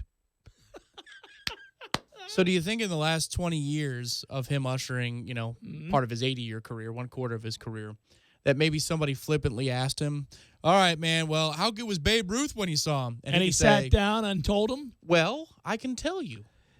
I love it. You know I love stories like that. I'm always blown away by that. It's the 105-year-old guy that's living in the apartment complex that somebody offhandedly wants to help out with his groceries and ask him a question about what life was like in 1932 and who he knew, and he sits down and tells you he was friends with Ty Cobb. Oh, were you? Oh, yeah, he was an ornery son of a bitch. I hated him. Let me tell you this one time we were in Phoenix, and you realize he's serious. Yeah, he's not messing around. No, he hung out. All right. Well, who is it? You sat with Jack McKeon. Yeah. And what obscure personality? He threw something out at you about it. He played with somebody. His first manager in the minors or some such thing. Yeah, that was. Hold on a second. I'm going to look it up right now because it's going to bother me if I can't think of it. You're right. Well, he was the general manager for the Padres at the time. No. I'm sorry. I don't have to look it up at all. His first boss was Branch Rickey. Branch Rickey, who signed Jackie Robinson. Branch Rickey. He knew Branch Rickey. And he was telling us about working for Yeah, I did. I sat down with Jack McKeon because of my buddy Matt, who worked with the Marlins for years and years and years. And McKeon still goes to the Marlins spring training games. And they have a kind of a spot for him just because he's just a beloved figure with the organization. And he may even be on the payroll, but he's like an ambassador of the Marlins. And he's super cool. He'll sit out where they're located now. The offices of the spring training facility overlook the outfield. So if you go out back, there's on the second floor, you're overlooking center field. And when you do that, there are a couple areas where you can sit and be all by your lonesome, peace and quiet, and take in the game from over the center field, but kind of just left center. Right. They split this with the Cardinals. Yeah, they split it with the Jupiter, Cardinals. Yeah, it's in Jupiter, and they split it with the Cardinals. And anyhow, he will go to some of those games, and he'll take his shoes off. He's got no shoes and socks on, still has a great tan. He'll put his feet up and have a beer and just be sitting out there watching the games, which is just what a gig, right? That's the coolest thing. And he's super sweet. So if you are with somebody who was, like I was, within the organization, you can go out there and just talk to him, and he'll talk baseball with you. And he'll tell you amazing stories about guys that played that he knew at the end of their careers or that had been retired when he first got into baseball. So if you think about it, if you get a guy, so obviously he worked for Branch Rickey, if you think back to 1945 and all that and what Branch Rickey did.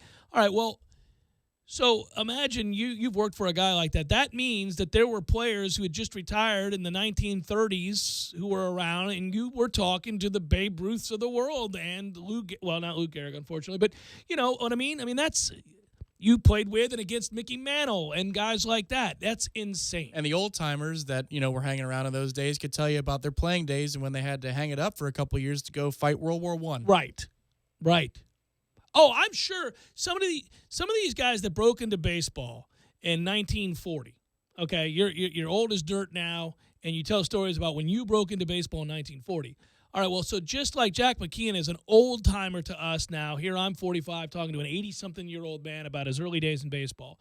Imagine when he came across the 70-year-old former ball player who can remember the original days of baseball, who can, you're talking. It was kind of hard to get a straight story out of him because after the trenches, he just was never the same. But if you caught him on a good day, he could tell you. He could tell you about Honus Wagner. Right. Yeah, everybody wants a Honus Wagner card. I got drunk with him in Tempe one night. It was crazy. I've got more than a card. I got stories. That old man was nuts. Overrated fastball. Yeah. So they're like, who do you think's going to win the Cy Young? I don't know, but he was a son of a bitch. I partied with him one time. You're like, what the? Yeah. And your usher probably saw Jack McKeon play. Oh, I do. As I get older, and maybe it's just because you appreciate things more, having those times where you sit down and talk to somebody about what, in this case, it's baseball. I told the story where I grew up in St. Pete, known as the Pink Streets and Pinellas Point Drive. And anyhow, our next door neighbor, there was this old man at the very end of his life when I was in my early teens, and I'd be outside in the driveway shooting baskets all day, every day. That's all I'd do is sit out there and shoot and pretend I was a star player. 3, 2, 1, takes the shot, all that. And I'd listen to music. I had a big old boom box, and I'd listen to music, and I'd hope like hell that the next door neighbor girl named Jennifer would come over and talk to me because she was gorgeous. Anyhow, the old man would come visit the mom of Jennifer, his daughter, and tell stories, regale me with stories, loved baseball, and would drink his, his Pabst Blue Ribbon or whatever he drank. It was some old school beer, and he would drink it in a can. He always had a jacket on because he was old and everything. He was cold. Old people are cold all the time. Schlitz, no doubt. And he was hilarious, and he still had it all together, but he would tell crazy stories of watching some of those great Yankees teams and others. But he was originally from New York, and he would talk about all of that, Brooklyn Dodgers, and I would love it. I mean, he would remember it like it was yesterday. You could see him thinking about it. He was like, who was a good player? And he'd name some guy that was just kind of not a star, but a guy who was a regular on some of those teams for a few years that were really good. It's like when you and I talk about the 86 Mets, you always hear me say Tim Tuffle. I remember that team well because they spring trained down at Al Ang, and I knew that team backwards and forwards. So all of the kind of like Wally Backmans of the world on that team that weren't stars, because Darryl Strawberry was and Dwight Gooden was and all those McReynolds and Hojo and Hernandez and Knight and all those guys. But I remember all the little guys that played a role on that team that were important. Sid Fernandez. He wasn't a little guy. But, yeah, so those kinds of guys you could remember. And it's funny, that's what he would do. He would talk about the figures from the 1930s and 40s that were, he was a kind of a role player, but you could put him anywhere in the outfield, and he'd be like, his name was Jerry Smith or whatever, and I'd have to go back and try to find information on this guy. I don't know who the hell that is. This is pre-internet, too. Yeah, it's pre-internet. So you're an old-timer now. Yeah, now I'm an old-timer, yeah. So, yeah, but that's the one thing. That's one great thing, too, about today's game. Obviously, if anybody's great in the last 20 years, you can find him on YouTube quite easily and watch everybody. If I talk to a 16-year-old now who wasn't alive at the beginning of, say, Albert Pujols' career, you can be like, go watch that guy in his prime. He can hit a little bit. Speaking of which, let's do probables. And away we go. It's time for, how you say, with the pitching, probables? D-backs, Nats, Tawan Walker, Tanner Roark. Thought it was a Robbie Ray. It felt like a Robbie Ray kind of night, huh? It did. Blue Jays, Yankees, Matt Latos, Masahiro Tanaka. Orioles, Red Sox, Alec Asher and Chris Sale. We've got Indians, Tigers, Corey Kluber, Justin Verlander. Pirates, Reds, Tyler Glasnow. He of the I Love the Walk the World Glasnow family. Against Scott Feldman. Tell you what, Tyler. You walk Hamilton, we're going to lose big. He'll steal every base there is. Rays, Marlins, Alex Cobb. Didn't you ask about Alex Cobb? Yeah, there he is. Start tonight for the Rays. You have the ERA posted there. Is it bad? Is it good? Cobb allowed 2 earned runs in 5 innings against Baltimore on Wednesday. He continues to struggle with his best pitch, the changeup. Still, the right-hander feels like he's making progress, though he's leaving or having to adjust on the fly. Stay tuned. Okay. Edison Volquez goes for the Marlins. Teams are making hard contact against Edison Volquez so far this year. Could be a good night for Mr. Cobb. Mets, Braves, Matt Harvey, somewhere staring in a mirror, taking on R.A. Dickey. Oh, what the Mets wouldn't give for some R.A. Dickey right about now. Phillies, Cubs. I was so Jeremy Hellickson, John Lester. The autumn wind. Sonny Gray goes for the A's. The Twins will throw Urban Santana. We got the Rangers and the Astros, Cole Hamels and Mike Farr. White Sox, Royals, Jose Quintana. Creep can roll, man. Danny Duffy goes for the Royals. Yeah, but he's a pervert, dude. 8-year-olds. No, I'm serious. Serve time in Chino. Brewers, Cardinals. Wiley Peralta. Not Jose Quintana. Danny Duffy. That was on last night. Did you watch it again? No. I watched the first hour, and I was like, okay, I'm tired. I got other stuff to watch. Watched a documentary on HBO about opioids and how they'll kill you. And how they're killing lots of people. And that they lead to heroin overdoses. Interesting. Hell, how about that? Cheery. Right before I went to bed. Carlos Martinez will start for the Cards. Rockies, Padres, Tyler Chatwood, Trevor Cahill. We got Angels, Mariners, Shoemaker, James Paxton. Giants, Dodgers tonight, Matt Moore and Alex Wood. And that is a look at those that shall reside on the bump.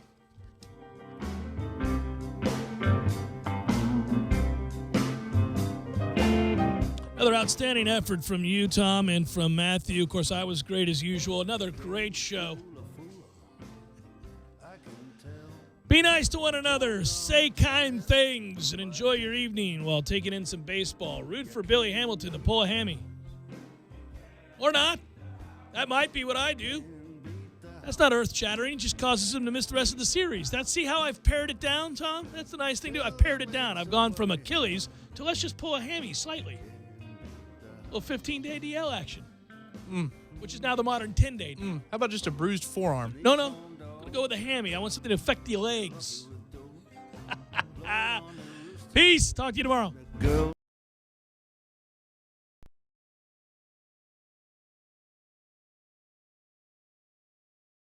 When you're in need of auto repairs, look no further than Nice Tire and Auto Service. Nice has been in business for 16 years with long-term, knowledgeable sales associates. They have the latest wheel balancing machine in the industry. And for passenger vehicles, they service AC, brakes, suspension, tune-ups, and much more. Never sit through a long wait. Nice Tire and Auto has 10 service bays to get you back on the road quickly. If you have tire problems, check out their large inventory with various Goodyear and Michelin tires. Nice Tire and Auto Service, 4792 Bluntstown Highway, 574-4100. You put your mower through a lot. All that back and forth can add up to thousands of miles. That's like mowing cross country. Gravely commercial mowers are built for all-day performance, helping you get the job done mile after mile. Gravely, built to mow the distance. Get your Gravely motor only at TNT Supercenter, your one-stop shop for work or play. 14585 Highway 19 South, Thomasville, Georgia. TNTSupercenter.com. I'm talking tough, like a state of mind. Tough, like a soldier on the front line. Tough when it gets rough, like my Ford truck. Always enough. I'm talking tough. Franklin Spring Creek Ford, the place to find your next truck in southern Georgia. I'm talking tough. Hey y'all, we're Chris and Preston from Low Cash. Head to Franklin Spring Creek Ford and see them about all of your vehicle needs. 986-0694. 800-986-0694. 800-986-0694. Do you like apps? Yeah. The all-new WTSM app. How do you like them apps? Download for iPhone or Android today. Shot, sight, rebound, The playoffs are here. The Corner Pocket is your home all spring long for all the heart-pounding moments in the NBA and Stanley Cup playoffs. It's held in a shot, safe.